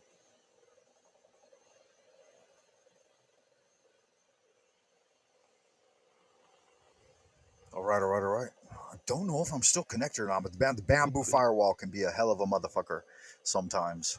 So yeah, it is what it is. Yeah, KJV, everyone. Good magic, man. It was good having him here. And Voy for stopping by. And everyone out in the chat. I can appreciate it. Much love. Let's finish off with a little more of this video that was presented by Esoteric Guardian. Of course, I would Beschreibungen suggest seiner going Gestalt sind over to selten, Esoteric aber die Guardian moderne and okkulte viewing it yourself. Vorstellungskraft stellt ihn als eine große Gestalt dar, die in Gewänder So that you get it in the original English and not in German. But again, I wanted to practice my German, so I got the German version of it. And it may fend off the strikers a little bit, right? Bring in the strikers, send in the blockers. Yeah, KJV London. If you guys don't know him, London McLovin, definitely get over there and check out like all the good work, especially he's done against Team Evil and Queen Stephanie and the minions of the Dark Ones, you know, and their insanity machine and like all of the corruption and darkness that comes with that transmission. You know, you could tell anybody can see the fucking sun from the moon, right? And tell darkness from light. And obviously, when you tune into like KJV or Voy or TML, right, you can see a direct penetration of that starry light that brings about wisdom and understanding and higher intuitive powers and like truth and that kind of thing. And then the darkness, it just obfuscates it, right? And we should try to stay away from that. Quit the darkness and seek the light, my friends. Let's meet on the level and part on the square. Gewänder gehüllt ist, die mit unverständlichen Schriften bedeckt sind. Die Schriftzeichen verändern und verzerren sich endlos. Sein Gesicht soll von einem durchscheinenden Vorhang aus schwebenden Symbolen verhüllt sein, der niemals seinen wahren Gesichtsausdruck enthüllt. Einige behaupten, dass seine Worte, wenn er spricht, mehrere widersprüchliche Bedeutungen enthalten, sodass der Zuhörer in einer endlosen Spirale existenzieller Zweifel gefangen ist. Seine Anwesenheit ist nicht im herkömmlichen Sinne furchteinflößend, sie ist destabilisierend. Diejenigen, die behaupten, ihn wahrgenommen zu haben, beschreiben nicht ein Gefühl der Angst, sondern der Orientierungslosigkeit, als ob die Grundlage ihrer mentalen Gewissheiten verschwunden wäre. It's interesting to me, you guys might not know this, but my dad spoke pretty fluent German, and he never said much at home, but like when I hear a good, clear German accent, like in high German, proper Cantor, it's really a beautiful thing, man. It can't be replaced. Like you either know it or you don't, and so this is pretty good for the bot. Dieser Engel verkörpert den symbolischen Ursprung ideologischer Korruption, Propaganda und der Manipulation des kollektiven Bewusstseins. Wo immer Sprache benutzt wird, um einen Schleier über die Realität zu legen, verweilt sein Schatten. Er ist der Archetyp des Intellektuellen, der das Grauen mit Vernunft rechtfertigt, des Politikers, der die Geschichte umschreibt, um die Massen zu kontrollieren, des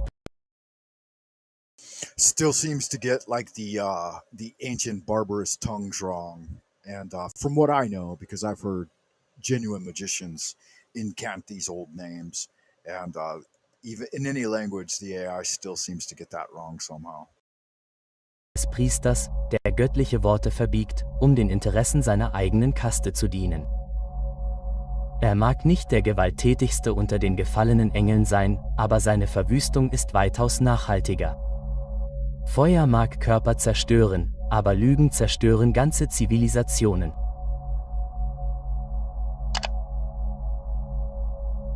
Nicht jeder in der Theologie verehrte Engel hat im okkulten Recht eine tröstende Funktion.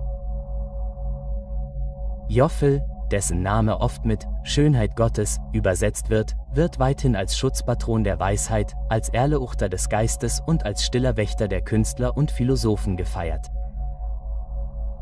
Doch hinter dieser strahlenden Fassade enthüllen ältere mystische Traditionen eine weitaus beunruhigendere Wahrheit.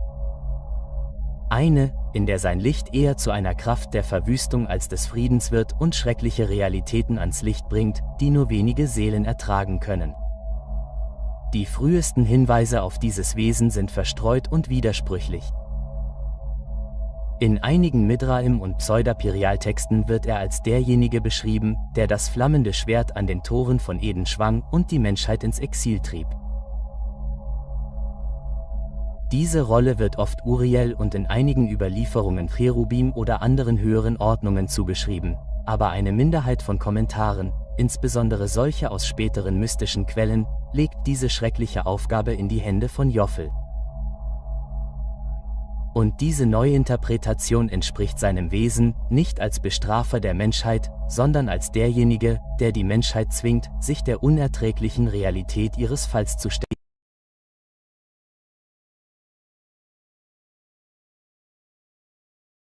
Yeah, that's good magic right there. All right, guys, I'm going to sign off for a little bit, and I'll catch you in the abodes of the future. So make sure that you keep doing good magic. Do your invocations, evocations, adorations, affirmations, and everything that brings you greater power in this prime material plane. I'm going to finish off tonight with my advert for the Machine Lies. It's good magic. TML's getting real work done, I believe. I know. Prove me wrong, right? I'm always upfront, sincere, and genuine in everyone that I support, and all I can say is you're innocent until proven guilty. All right, prove me wrong. Here we go. Let's enjoy this. So we talk about the lies of the machine on the machine that lies. Basically, on the stream, The Machine Lies, we're taking a very critical look at technology. So the reason we're doing that is because we're looking at the medium that is used to communicate, right, and transmit information, right? We don't think that any form of mediation is neutral, right, but it's laden with values. And so I think that the well has been polluted by technology. So obviously we take a critical look at technology, right? Okay, we're looking at different concepts in relation to technology, right? In terms of philosophy, right? And in terms of religion. Now, that is one of the main purposes of the show, is that we really look at where technology and religion, science, and spirituality, where those things intersect, right? Because there's a crisis of the modern world in which there's a majority of the modern world is religious people. Their mindset is secular, and the means they employ are secular. We're living in a post-liberal, post-human, post-geological age, right? So we're talking about the death of liberalism, the rise of the world technological system. Now, we do think that, okay, there's a considerable level of externalization of the ego, okay, and mediation of ourselves through the means we employ. So obviously, we shape tools, but the tools we use shape us, right? So that's one of the main things we're trying to get across on the show, is how technology changes human psychology. If you question the means you employ and what the objective factors of power are in our age, right, then that's the most important question you can ask. right? That's the most critical stance you could actually take, right? Like most people don't question, you know, how or what means they use to question, to ask the question itself, right? So we're actually taking a critical look at technology, right, as a primary form of communication, as an objective factor of power in our age, right? And we think that basically we're assuming that a lot of the stuff that we see through this medium is totally made up, right? Fabricated. And that is based on the fact that it is artifice. It's produced by a machine, right? So we talk about the lies of the machine.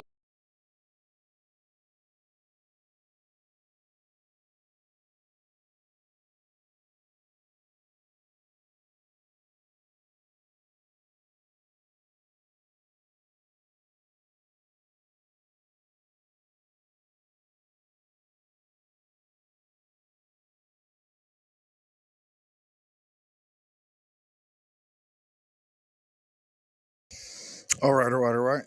I believe that's it for now, guys. Seems that the internet is messing with me, so I've lost connection. It's all right. All good now. Um, Y'all good looking sexy people, keep on keeping on out in happy land. Frank Monday broadcasting to you from the central kingdom of the celestial dragon, Twilight Zone old Peking, far behind the bamboo firewall. Welcome, wizard, warrior, wanderer, and wayfarer alike, wherever you are, whoever you are, and whenever you may be receiving this transmission. Good magic. Ad astra per asperum, carpe diem, Nose te ipsum, tu es Dios. As we wander into the abodes of the future, guys, keep doing good magic. Until next time, much love and bye for now.